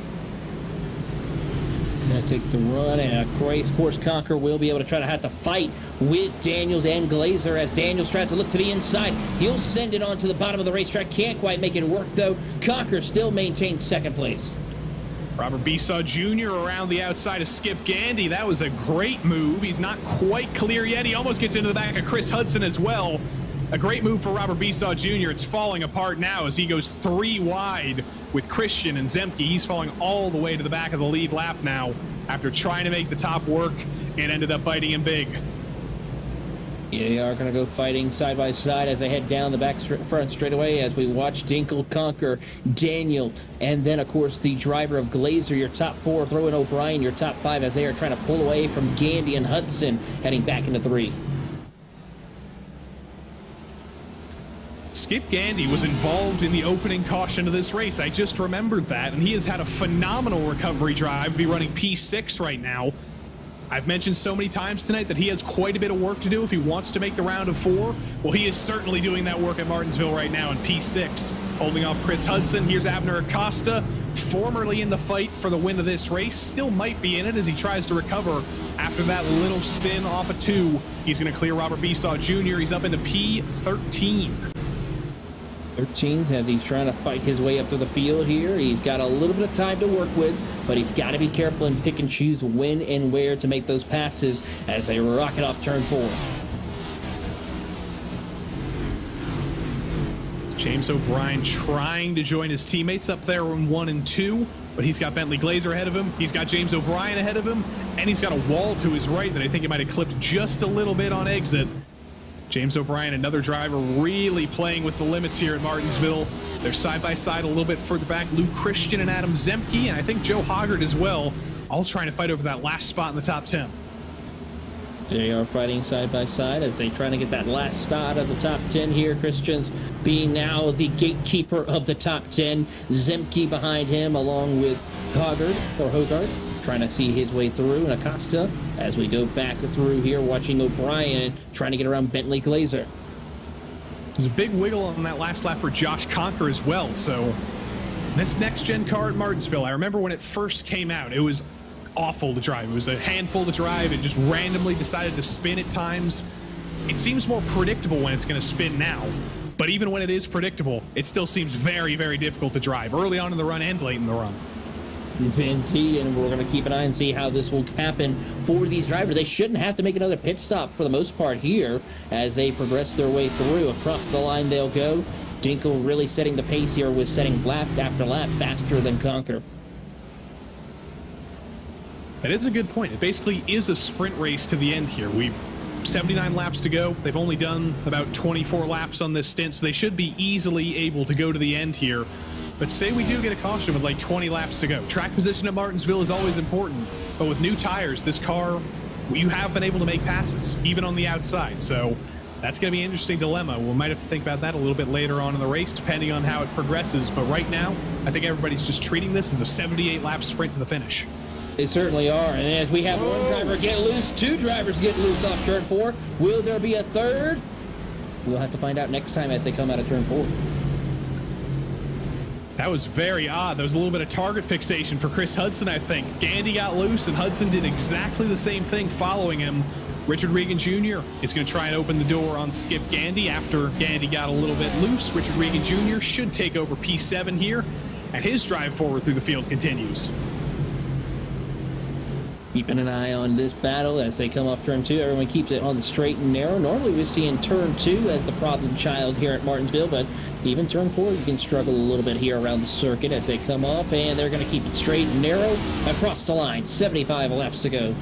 And Richard Regan Jr. is not locked into the round of 4 by any means. We kind of talked all season about how it's going to be Acosta, Dinkle, and Regan in the final 3, and we'll see who can join him, but Richard Regan Jr. is only 2 points above the cut line. Josh Daniels right now, and Chris Hudson, not quite Chris Hudson. Chris Hudson is 2 spots behind Regan right now, but Josh Daniels would be ahead of Regan in the playoff standings if there's one other mysterious winner like Harvey or Gandy or Walter in the next 2 weeks. Richard Regan Jr. doesn't make the round of 4. It's going to be critical to see. I mean, Richard Regan Jr. may not make that round of 4 if the opportunity presents himself. He's got to try to find a way to do so here as we have a little bit of smoke out of turn number 2. It looks like everyone's going to keep it clean, no caution. But this is the first opportunity to see who will make it to the round of 4. Does Acosta finally get to the inside of Christian to break into the top 10? Acosta is not interested in waiting right now. The tire wizard, well, he's using up his tires right now to get by Christian, and the yellow is out this time. Try and see who brought it out. It was Mark Kalin for the 3rd time tonight, unfortunately. Mark Kalin has been involved in a caution.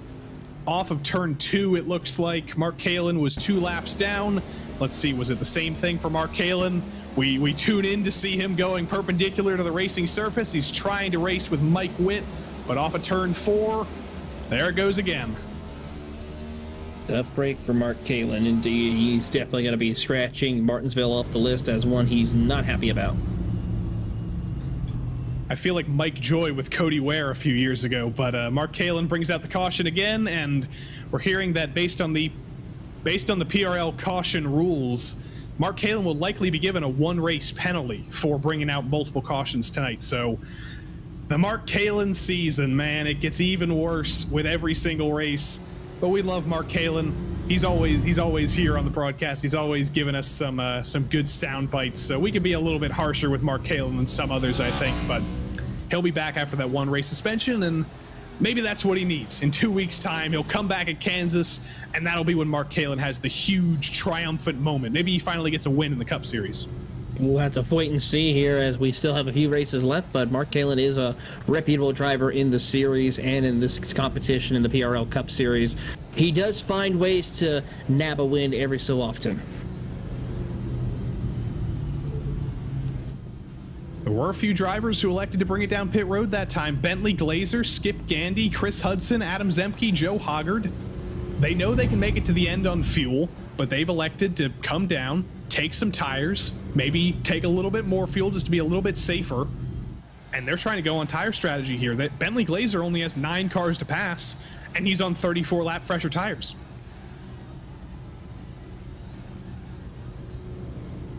This is going to be critical to see how those fresh tires will come into play here during this stage of the run as we're under 70 laps to go. I think we're closing in on about 20 minutes left in the race here, so it's going to be a close call.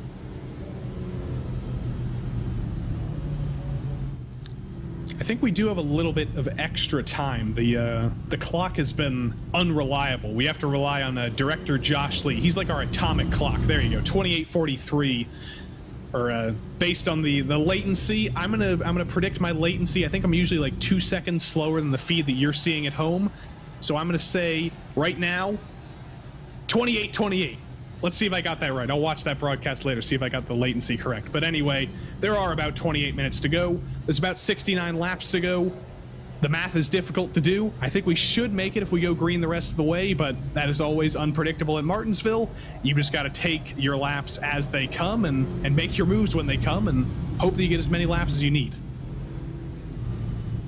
Certainly is the case here. As lights are out of the pace car, we're about to go back racing.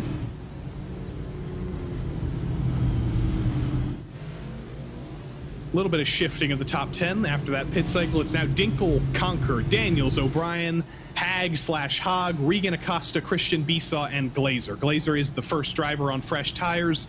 He's followed by every other driver on the lead lap who is also on fresh tires. So let's see how they meet in the middle. But up front, it's Trent Dinkel as always. The number 9 takes control of his umpteenth restart. The green flag is back out at Martinsville, and Josh Conker, if the previous restarts are anything to go by, will be able to join him down there in the bottom. He's trying to clear Josh Daniels, and he's able to do so successfully.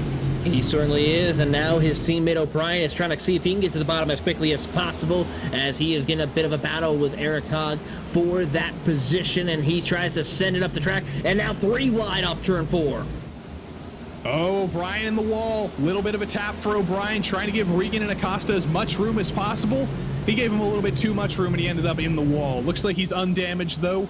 He does have to fight with Acosta, though, and there goes Adam Zemke around in the background, or at least into the wall. Byron Johnson gets turned as well, and that's what's going to bring out the caution as everybody tries to recover. Bentley Glazer gets turned around. Mark Kalin has to park up for another caution, but that just went absolutely insane. Just a little loss, or a little moment for Adam Zemke, got into the wall, and then as everybody else checked up, all hell broke loose. It certainly did, and a lot of cars involved here as we watch Adam Zemke get loose, makes contact. Glazer trying to find a way to get around, and then there goes the 81 machine, just trying to avoid, loops himself around, and then Glazer as well. Yeah, Byron Johnson was just out of control there. He avoided the initial incident and then kind of lost it in front of the field. And Bentley Glazer, who did that alternate strategy, he came down to put tires on.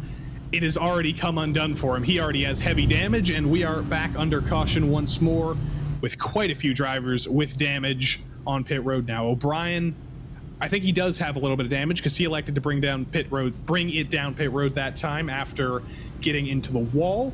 Adam Zemke is down pit road. Bentley Glazer and Byron Johnson, of course, are down pit road. You can see Byron Johnson is basically driving a tricycle there. And there's Steve Loving. Great avoidance by him. Oh, never mind. Not quite great avoidance. He did avoid it, but he couldn't avoid the wall.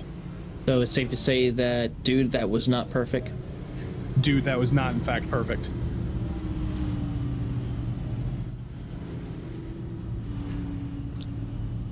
Yeah, so add Steve Loving to the list of drivers who were eliminated in that incident.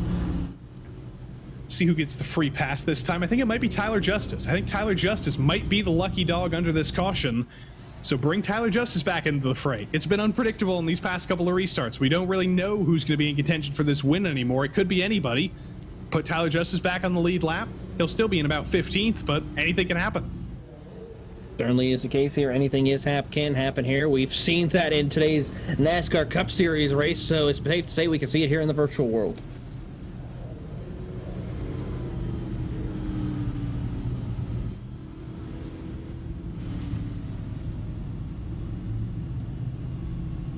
So I'm going to put you in the driver's seat of one of these private label team hype cars again, Taylor. If you're Josh Conker right now, what do you need to do to actually beat Trent Dinkle? Because Trent's been super kind. He's been opening up the door. He's been having great restarts, so you're able to clear the driver behind you. But how do you actually beat him? You don't want to finish second if you're Josh Conker. You want to beat your own teammate. One of the things that you're going to have to start doing, maybe not at this point, but try to find ways to see where he chooses to come down. And if he does take the outside lane, fight the inside lane. See how he reacts when you fight him on the inside lane in the later stages of the run. Lights are out on the pace car once more, and hopefully we get a little bit longer of a run going here. But it is Dinkle and Conker at the head of the field once more. Josh Daniels still is third. Eric Hagg is doing a great job in P4. Acosta, Regan, Christian, Gandy, Besaw, and Hoggard are now the top 10 as they run.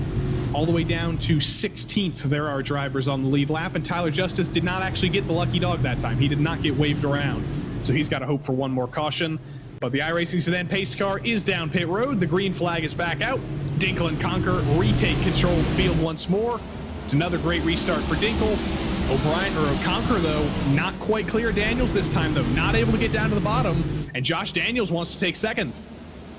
Daniels will try to fight his way to the second position here as he'll look to the inside, but you see Conker shuts it on him as Acosta with a head of steam will try to find his way around Daniels. And as we have that trouble in the middle of turn 3 and 4, multiple cars and round the corner, as Zemke is one of them. Charles Sumner and Zemke both looked like they were involved. Was there just car ramrod Tropicana self-destruction there? That's entirely possible. Let's see what happened to Charles Sumner. It was actually Brandon Walter who was around. Sumner tried to avoid and just murdered the barrels. But what was Brandon Walter doing? He got collected by Adam Zemke, who lost it off at turn 2 again. Tough break for Zemke, and Brandon Walters, his first major incident of the night.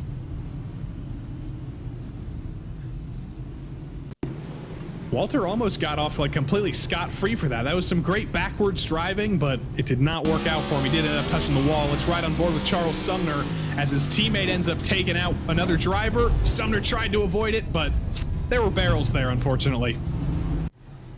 They certainly were barrels all over the track here, and thankfully the good news is when we do hit those barrels, you know, at least they don't go flying all over the racetrack where we have a long cleanup spell here in the virtual world compared to if you hit the cone. I mean, I wish they did. Add that. Think about that iRacing physics team. Barrels that spit sand onto the track. I'm sure producer Josh Lee's graphics card wouldn't be too happy about that, but that'd be kind of spectacular. That's why I was saying that's a bad idea. Bad idea for the graphics card. Good idea for the show for us, I think. That I will agree to. And put some rain on top of that. Let's just murder some graphics cards. Might as well just make it a beach.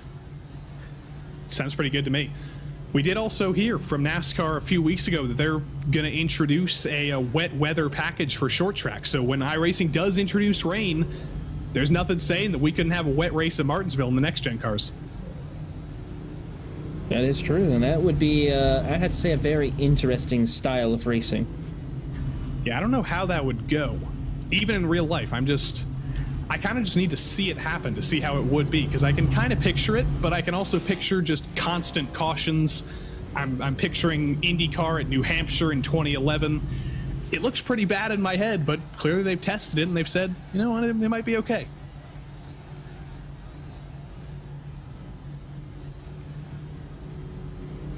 Hopefully we save the rain for the road courses, though. So when we do our once seasonally road course in the PRL NASCAR Cup Series, like a Watkins Glen or something, I could go for a wet race there.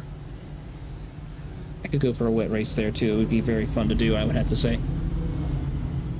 Or maybe a wet race at the Scusa Supernats for Josh Conker if it's raining in Las Vegas for the first time in forever. But he'll have to wait 1 week for that. For now, he's got to race Trent Dinkle for a virtual win in virtual Virginia. How about that for glitz and glamour of Las Vegas? But the iRacing Sedan... No rain, please, in Las Vegas. No rain in Las Vegas. All right, No. Taylor Burris has just endorsed that, so I don't think it'll rain. I don't think it'll rain at least. But Trent Dinkle has been raining on everybody else's parade tonight because he's been unbeatable. Josh Conker to the outside of him. We're ready to restart again. I got to get a soundboard so I can repeat myself here. Dinkle's in control, and it's another great restart for Josh Daniels. Whoa, and Big trouble off there we turn go. two. Josh More Conker's around, and he takes Abner Acosta with him. Well, that is not... Well, I mean, we saw the Gibbs crew do it Saturday. Private label team hype, destruction. Oh, no. Oh, did Josh Daniels get into Conker there? I think that might have caused the issue right here as we head off in there. I think Conker thought he was clear. Daniel said, no, sir, and up the track he goes, and around he will take Acosta with him. Yeah, I don't know how much blame I could put on Daniels there.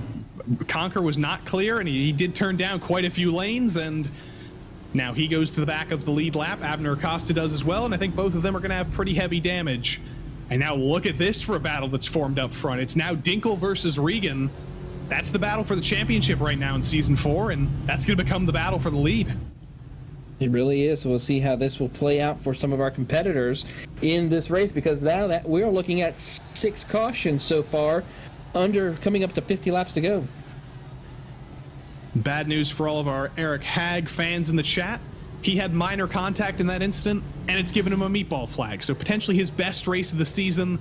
It hasn't come to an end necessarily, but it has come to pit road, and he's got to get quite a bit of damage repaired. Josh Daniels as well as in. So now the question is going to be, how will this play out for some of our competitors as we're now 18 minutes left to go? And I think it's safe to say we're going to end this race on time. About 18 minutes to go, 17 minutes to go, so it becomes a timed race. Abner Acosta gets waved around the pace car, so he will still be on the lead lap, but now he's got damage to tend with as well. As if being on the last car on the lead lap wasn't bad enough, well, now he's got to nurse a damaged car home. But finishing this race, I think, is going to be a free top 10 for anybody who does end up finishing on the lead lap. So as long as Acosta's on the lead lap, it can't get much worse. Certainly cannot get much worse indeed here, as field is going to still pace around the track at least another 1 or 2 more times. It's always hard to fill time under caution, isn't it, Taylor? We got to think of anecdotes to talk about. Anybody in chat got something we want to talk about? We talked about cranberry juice. We talked about the Lion King. We talked about Las Vegas. We talked about pumpkins. We talked about the pronunciation of people's last names. If you have a question in the chat, make sure to do hashtag #AskTheBooth, and we'll try to answer your question. I actually will tell people there was a post on the PRL forums by Charles Sumner on Friday that there'll be a new structure to the PRL Oval Series next season. The PRL NASCAR Cup Series, it'll be basically the same as it is this season, but with one key difference. It will no longer be a fixed series. It'll be back to being an open series, so that'll be an interesting change. And also Wednesday nights, normally they've just been truck series nights, but it's going to be a double header night, just like the road series. There's going to be the truck series, which will become essentially an amateur series, 1,000 to 2,500 iRating, and then the Xfinity series will essentially become what the truck series is now after that. We'll talk about that a little bit more later. I'm sure we'll get another caution to talk about that under, but the green flag is back out. Trent Dinkle retakes control. He's got Regan, Besaw, and Skip Gandy behind him. Just kidding. The restart has been waved off. New cast of characters up to the front of the field. Of course, that start was not really set properly. Everyone was all over the place. And, of course, we watch on through the field. I mean, some of the people were wondering, one of the big changes that are coming in for 2023 for at least the Cup Series, for the PRL Cup Series, is that instead of being a fixed setup, which is the setup that iRacing allows us to use, is going to an open setup where drivers can make their own changes and adjustment. But now we're getting ready to go back green flag racing. Yeah, the iRacing stand pace car pulled back on track. It instantly pulls off again, and now Trent Dinkle is in fact ready to take control of the field. Green flag's back out. Great jump by Dinkle. Great jump by Regan as well to get down to the bottom. Chris Hudson's trying to make it 3 wide into turn 1 with Gandy and Besaw, but that's not going to work for him. Already chaos ensues. Harvey's almost out of control, and Harvey gets turned by Josh Conker. Abner Acosta sneaks through, but Zemke and Witt and Mark Kalin and Brandon Walter all pile in. Oh boy, what a mess. Oh boy. Well, that's good for you, Taylor. You get to talk about the difference between fixed and open now, but let's see what happened in this incident first on. Chris Hudson ended up going 3 wide. That's Pat Harvey on the inside, just kind of swerved out of the way. He was under control, and then Conker just kind of dumps him. He certainly does. That's a tough break for him, and of course, it's going to cause a lot of change-up in throughout the field and in this championship. Pat Harvey ends up in the grass on the inside of turns 3 and 4. He was able to recover, and Eric Hagg will get waved around on the lead lap. He'll be the lucky dog under this caution. But let's talk about what we were talking about before, Taylor. The Cup Series is a fixed setup series this season, but next season it goes back to being open setup. Tell the people what that's going to entail. Well, that means for the open setup, which means drivers then can make any changes within the legal parameters of the setups on iRacing, can make those needed changes. So if they want to make tire pressure adjustments, they can make tire pressure adjustments. If they want to make changes as far as to the arrows adjustments for these cars, the gearings for these cars, as well as also springs, shocks, to dampers, even the diffusers will be all allowed to change compared to what we've seen in 2022, where you cannot make any changes whatsoever except for your steering ratio. I'm going to put you on the spot here. So what would you rather have? I can understand the pluses of a fixed series. I would personally go for a fixed series in any series myself because I'm too lazy to make setups.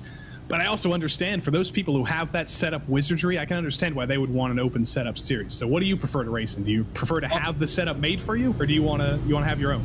Well, honestly, I prefer open setup racing because, one, it really offers the opportunity for longer racing. With a fixed setup, I mean, everyone's running the same thing, and that can still, for some points, cause the field to be very bunched up, and where we could see stuff like what we're seeing right now, a lot of chaos.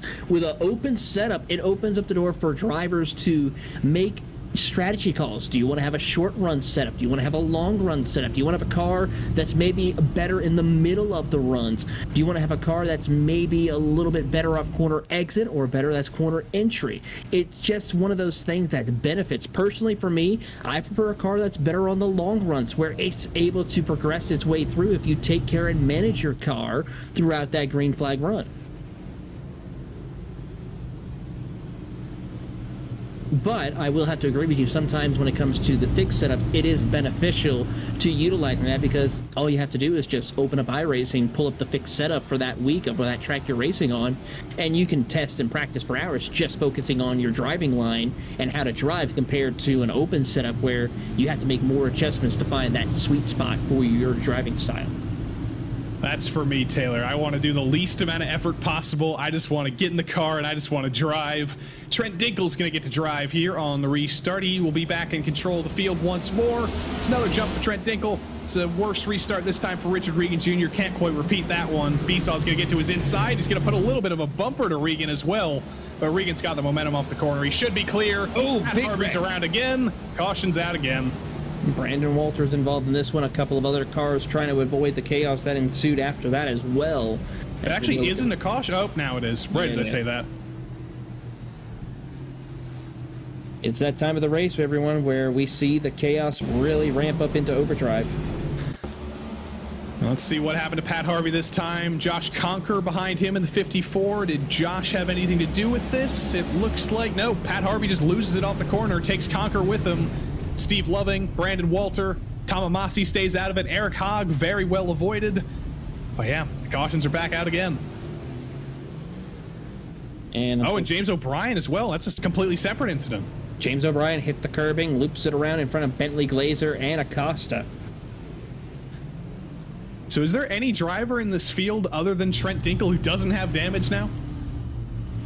Honestly, I don't think anybody in this field I think everybody except Trent Dinkel has a form or another of damage on their race cars.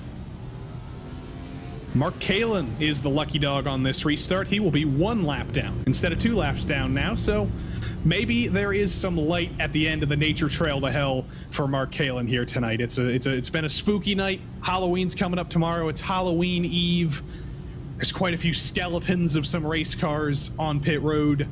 There's still 10 minutes to go, so somebody might be able to rise from the grave like a zombie, and maybe Mark Kalin is that. Well, it's certainly been a thrilling night indeed here tonight, as darkness does unfold across the virtual world of Martinsville Speedway, as the sun is beginning to set ever lower. I'm trying to think of royalty-free Halloween songs. So I don't think we can do Thriller. I don't think we can do I Always Feel Like Somebody's Watching Me. Well, you just did. Yeah, but I think I was within the limit. And also, don't try and sing high notes when you've been commentating for the last hour. You can't hit them. It can be done, but it's just got to be done with the right song, I think, for you. You gotta be a good opera singer for that. You gotta keep your voice under control. I don't know, is the Monster Mash old enough? Is that in the public domain now? I have to double check on that one. I'm gonna check the Wikipedia article right now. You're seeing this is commentary at its finest. We're checking Wikipedia, the Monster Mash for Bobby Pickett. Let's see. It was released in 1962. So I don't think it's been enough years. I think it has to be 90 years or something for it to be in the public domain. If there's any copyright lawyers in the chat, please tell us how long until we can sing the Monster Mash on the broadcast. I mean, we can sing it whenever we want, but we gotta worry about the law sometimes. I'm always happy to break the laws on the broadcast, but you know, some people are like, oh no, don't break the law, don't get RaceSpot sued, and I guess I have to listen to them. Mm-hmm. They're the ones who pay the bills. Yeah, unfortunately. But so far, this race has been a graveyard smash. I can say that much at least. I think as long as it's under 15 seconds, it's probably okay. But Colton Lane said it's public domain. I don't know if I trust Colton Lane as a copyright lawyer, though. I do trust Trent Dinkle as the leader of this race. Potentially the only... I think Skip Gandy might have actually been the car that ended up bringing out the caution. He got bullied by somebody. There's Skip going around. There's Joe Hoggard, Tyler Justice, Adam Zemke, Eric Papineau. Let's see what happened. We might as well fast forward in time now. It was Hoggard getting into Gandy, and then everybody else just says, you know what, let's be part of the party too.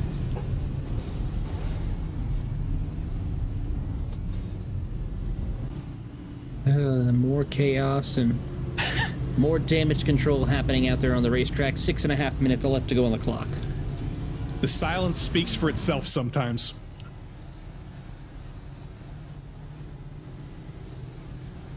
Mark Kalin, the lucky dog. Mark Kalin's back on the lead lap. Whoop, whoop. Put your University of Kentucky signs up. Mark Kalin's back on the lead lap. He might get a race ban next week, but we got 6 more minutes to celebrate. He's back. He's back, ladies and gentlemen, as he tries to find a way to recover before he goes to PRL jail. And Richard Smith will be back next week. He's served his 2-race suspension, so he'll be back in the field next week. Unfortunately, we're going to lose Mark Kalin in reverse. I think he's happy that he missed this week. I mean, honestly, if there was ever a race to serve a suspension at, this would definitely be it. I agree 100% on that matter.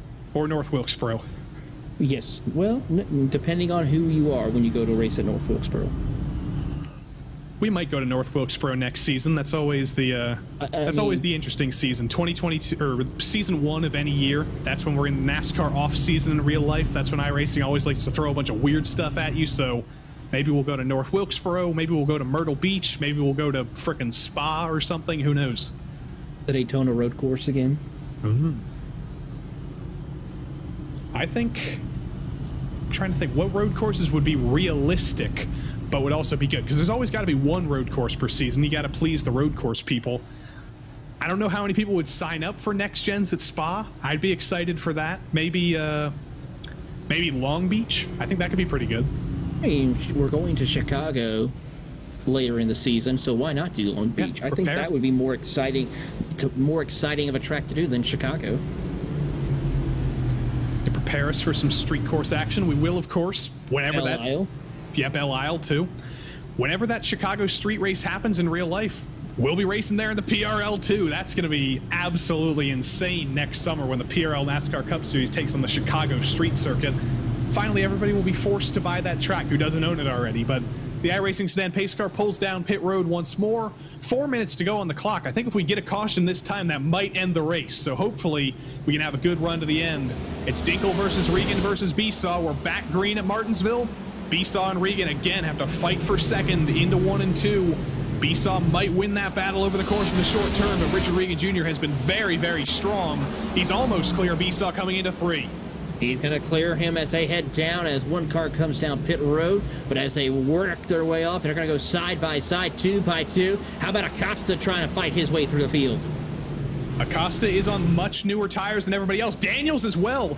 He gets by Regan. He's going to get by Christian as well. Josh Daniels is on 50-lap newer tires than Besaw and Dinkle. He might not be out of this. Acosta might not be out of it as well. Bentley Glazer is on fresh tires as well. I sure hope we can go green for the next 3 minutes, because this is going to be an insane finish here with the different tire ages in the field. Luke Christian's trying to fight Josh Daniels, but Daniels has to look ahead and clear Besaw if he wants to fight Dinkle. He certainly is going to have to, as we see Richard Regan trying to hold off the inside lane, as there you see your race leader, Trent Dinkle, and Robert Besaw Jr. looking to go for a personal best this season. And Besaw looks to be in control of this situation. Those tires on Daniel's car might be 50 laps younger, but we also haven't run that many green flag laps in the last 50 laps, so he might not have had much time. Eric Hagg is around, and the caution is out at Martinsville. 2 minutes 40 to go. I think that might be the end of it, Taylor. I think I agree with you on that. That will end tonight's racing action. We'll have to wait and see. It's not official yet, but it's probably safe to see as we see James O'Brien just really putting the hammer down and sending Eric around. Yeah, there was a little bit of extra help from Skip Gandy there, but that was kind of at the end of that incident. I think James O'Brien was getting a little bit impatient there, and Eric Hogg, unfortunately, was the beneficiary, or whatever the opposite of a beneficiary is there. Yeah, that was not a beneficial moment for him, I would have to say. I think Waldo Walden had to serve a penalty on that restart as well. He had to instantly come down pit road, and he lost a lap there, so he'll finish 1 lap down in 17th.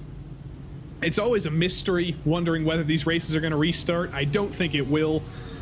Caution laps have been taken about 38 seconds. Gracious. So it'll be, I mean, it certainly feels like it's 38 minutes, Taylor, but it's a race against time. We might get a restart with like 1 second to go on the clock, but that'd be tough. That would be very tough indeed.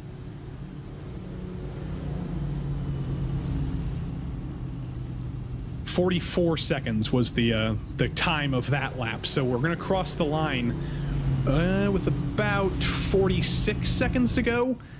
There might be like 2 seconds on the clock. We might get 1 lap, but it all depends if we get the 2 to go signal at the line here or not. I think it might end under caution, but I'm just trying to hedge my bets here because we've had this exact situation happen earlier this season at Texas where we kind of got a surprise extra lap at the finish. But we'll see if the lights go out in the pace car at the line here and we instantly go back to green. But I think we're probably going to end under caution. I think that's safe to say. I have to agree with you. It's safe to say that this race will end under caution here tonight. Unfortunate, but it is the name of the game. It is the way we follow the rules here with iRacing and with the PRL Cup Series. It is either the laps or the time limit, and unfortunately, time will not be on our side here tonight. Yeah, we're going to take the white flag this time around. So that was not the white flag we just took. I think we'll have to do 1 more lap around, but it'll be a pretty easy lap for Trent Dinkle. We haven't talked about him much tonight other than on the restarts because there hasn't been much to talk about. He's just been in complete control after qualifying on pole. Nobody's really had enough time to challenge him, and it's just been a masterful performance. He's done everything he's had to do as he comes to the white flag. And a total team control for him as he comes to take the white flag, as we will see the first driver to clinch his way into the Final Four.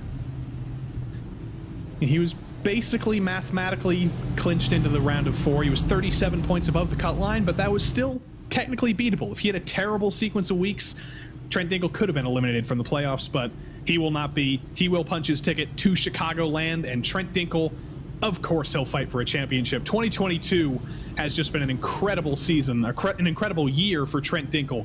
He came into the PRL a couple seasons ago, he was around. He moved to private label team hype, and everything changed. And Trent Dinkle, he might be the best driver in this series. Richard Regan Jr. and Abner Acosta might disagree, but Trent's put his name in the ring there. Trent Dinkle wins at Martinsville.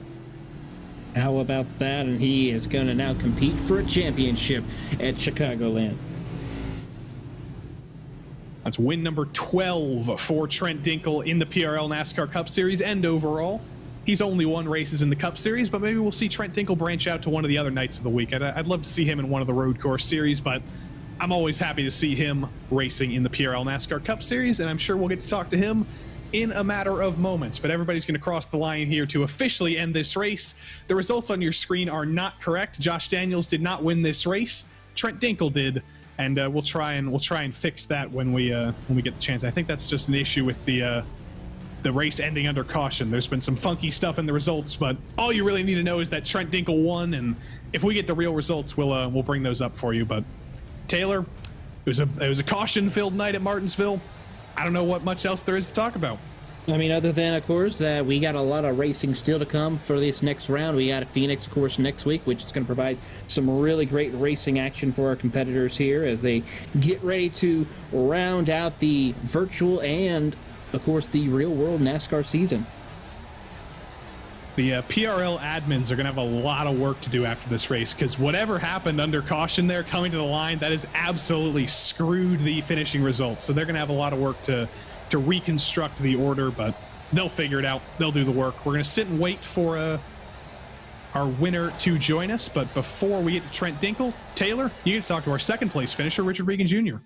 Here with Richard Regan Jr. coming home in P2. Richard, a very crazy and chaotic night here at Martinsville. Walk us through your thoughts on how it was for you.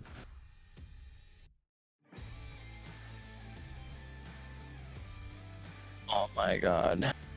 Richard, do you have a copy? I think he's too stunned with all the... No, I forgot. There we go. We got him. I forgot to hit push talk. Yeah, no, I got fifth. It black flagged the top two, like usual on that drag race, but yeah, that race was pretty wild. I mean, the next gen's not the funnest here. Too many mistakes tonight, but I'll take a P5. Talk to us a little bit about getting ready, of course, for having to go for this Final Four run. We got Phoenix next week. Your thoughts on that circuit? Phoenix hit or miss. I haven't tried it with the next gen yet, so I'm not too sure how it's going to react. But I mean, tonight was just about surviving. I just wanted to make sure, like, I got at least the top 5 here. So at least we got that down. See what we got at Phoenix, and then whatever's after that. And of course, before we let you go and celebrate this top 5 finish, anyone you'd like to say thank you to? Yeah, I got to shout out Spotter and Crew Chief Reespogue. Awesome job tonight. Trent, Sean, Christian, Mike, everyone at Phase 2 Chassis Works, Liquid Molly, Gearhead Coffee, JZ Photography, Neonism Paints. If you need a paint, go to facebook.com/neonism. Tell them the PRL sent you. Everyone at PRL and you guys at RaceSpot. That is Richard Regan Jr. in the number 56 Liquid Motley Toyota coming home with a top 5 finish, as we will turn it back over to Joey. As we that's how much those results got screwed up, Taylor. Richard Regan Jr. did not finish second. He finished 5th. But Trent Dinkle, we know for sure that you ended up winning this race. You were not, in fact, 2 laps down in 16th. But what was that like for you? I think you led every single lap tonight. Yeah, that was a lot of fun. I was pretty happy that we had that big old green flag run. You know, there was a couple times where Abner kept like closing the gap, and I was like, okay, maybe he's gonna have enough speed to catch me, and then he wouldn't catch me, and then I would kind of start pulling away, and you know, then obviously once you have that one caution, then it's just repetitive cautions just from everybody trying to fight for position. So yeah, I mean, it was good. I was a little nervous when Richard caught me and was in second on those restarts, because I know he's super good, and I think he had a little bit fresher tires, but you know, we were able to make it work. So we'll talk about just the Season 4 championship first. You were about 11 points behind Richard coming in to this week, I believe, and Yep. He finished first. He finished 5th. That's going to make that pretty close. There's 3 weeks to go. That's going to be a pretty tight battle. Yeah, no, it definitely is. I know Talladega didn't help, getting wrecked like 12 times, and then the meatball, and then obviously at Vegas when I tank slapped the wall and TKO'd the right front. Didn't help, but I mean, honestly, the season 4 championship, I think, just kind of comes naturally when you're fighting for the playoffs, and so I don't really worry about it too much, but I definitely still worry about it. But you are a lucky dog now because you get to fight for 2 championships. You're locked into the round of 4. Are you going to be testing Chicagoland for the next 2 weeks, or are you gonna focus the same amount on the next 2 races as well? Oh, I'll definitely still put in laps for the next 2 because I tested Phoenix a little bit this week because obviously you weren't going to catch me dead running officials at Martinsville, and it feels pretty good, so I think it'll be fun, and I want to have some fun but I'll definitely be testing a lot for Chicago just because whatever they did with this car this season, it makes the drive really weird, and I'm going to need all the practice I can get, that's for sure. All right, well, congrats on your win tonight, and we will see how Phoenix treats you next week. All right, sounds good. Trent Dinkle victorious at Martinsville tonight. Let's get things back in order here. Taylor, we've got our actual second place finisher. Robert Besaw Jr. finished second. Robert Besaw Jr. surviving here at Martinsville. Robert, walk us through some of the amazing things that you had to overcome and to get this podium finish here.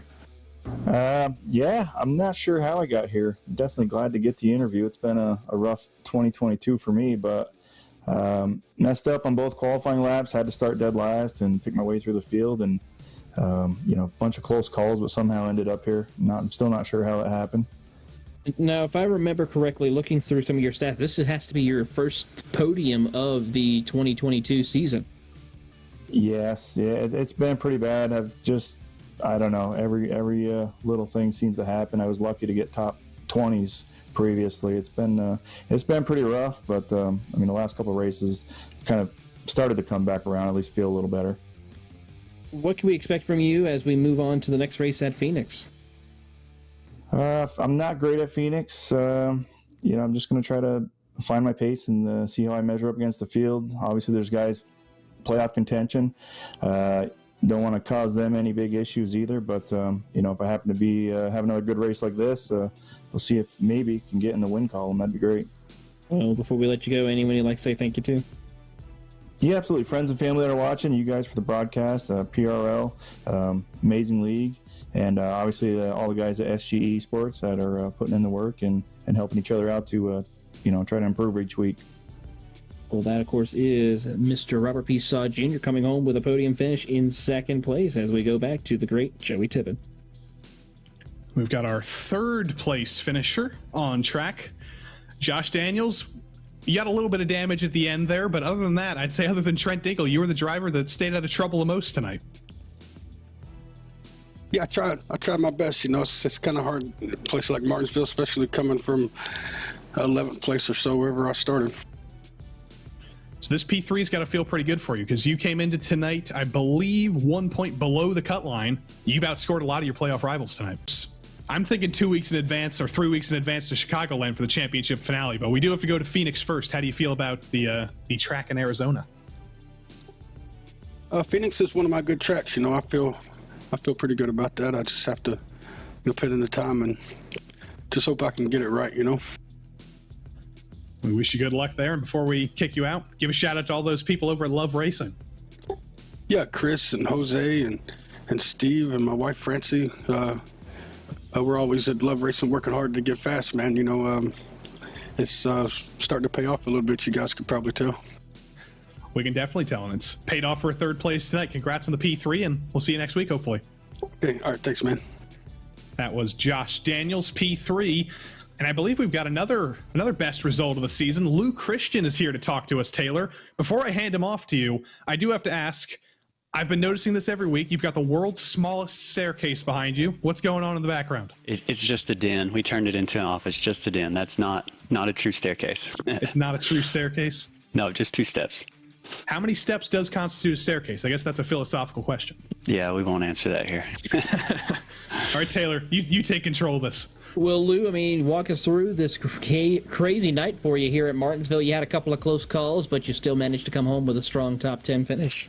Yeah, I kind of messed up my qualifying lap, but ended up picking my way through those wrecks. Avoided one wreck and ended up spinning out trying to avoid it. You guys probably saw that. And I hit the wall twice, hit the outside wall, then went back to the inside wall. It said I had front tire damage or whatever, and I was like, oh my gosh, that's a meatball here in the top 5. And I think I hit my right, then my left, and it all straightened back out, except my offset felt like it was probably a plus 12, so I just had to get used to that on the first couple laps, but turned out pretty good. Now we get ready for Phoenix here next week, and your thoughts on racing there in the great desert of Phoenix, Arizona. Yeah, I put in a lot of laps every week, so we'll see how it goes. I've never raced at Phoenix. It's just my first year on iRacing, so we'll see how Phoenix treats me. Well, before we let you go, anyone you'd like to say thank you to? Yeah, just shout out friends, family watching. How y'all doing? Emmy and my wife Betsy and all the boys at SGE. Well, that is, of course, Luke Christian's coming home with a strong top 10 finish here tonight, Joey, as we see. Do we have anybody else join us up here in the booth? Looks like you just stuck with me now, Taylor. But Luke Christian, we haven't talked to that guy, I don't think, ever. And he should get a job at public radio, because that's a radio voice if I've ever heard one. It's a better radio voice than you or I have, Taylor. But we'll come to us one more time. We'll see Taylor's face. We'll see my face. Faces a lot of cautions radio tonight. Yeah, faces for radio. Cover the camera. You don't want to see this. Oh, goodness. But no, it's been a very chaotic and crazy night here at Martinsville Speedway. But as expected, when it comes to racing here, both real world and the virtual world of Martinsville Speedway, when it comes to oval racing, it's a track that you know for a fact it's going to be full of cautions, and we saw that here tonight. Phoenix, a track where we'll see some mixed strategies as well as a little bit of some long green flag runs, but a lot can happen to see who can punch their way into the Final Four. Yeah, I hope this was not anybody's first PRL NASCAR Cup Series race, because if your first iRacing broadcast is a league race at Martinsville, I promise it gets better. I promise it gets better. And like Taylor said, we will go to Phoenix next week. That is guaranteed to be better. The newly reformatted Phoenix from last season. Interesting new layout, but we will go there next week, November 6th, same time, same place here on RaceSpotTV. And I believe same people. Taylor, are you going to be here or are you going to be in Las Vegas? I got another week before I head to Las Vegas, but if some good news hopefully works out, I'll make sure to have my computer ready at the hand in case I do get to have the chance to call the race. Depends on what time we get done in Las Vegas on Sunday night. How about that for a teaser? So tune in. You'll get to hear Taylor Burris. You'll get to hear me. And there is PRL action 5 nights a week here on RaceSpot. The week has only just begun. Tomorrow night, it'll be me and DJ for the MX-5s and the GT4s. On Wednesdays, we have the trucks. And on Thursdays, we have the IRO4s and the F3s. So we hope you'll join us for any or all of the PRL broadcasts here on RaceSpotTV. But for me, for Taylor Burris, for Nick Hunter, for Josh Lee, we thank you for tuning in. Until we see you next time, so long.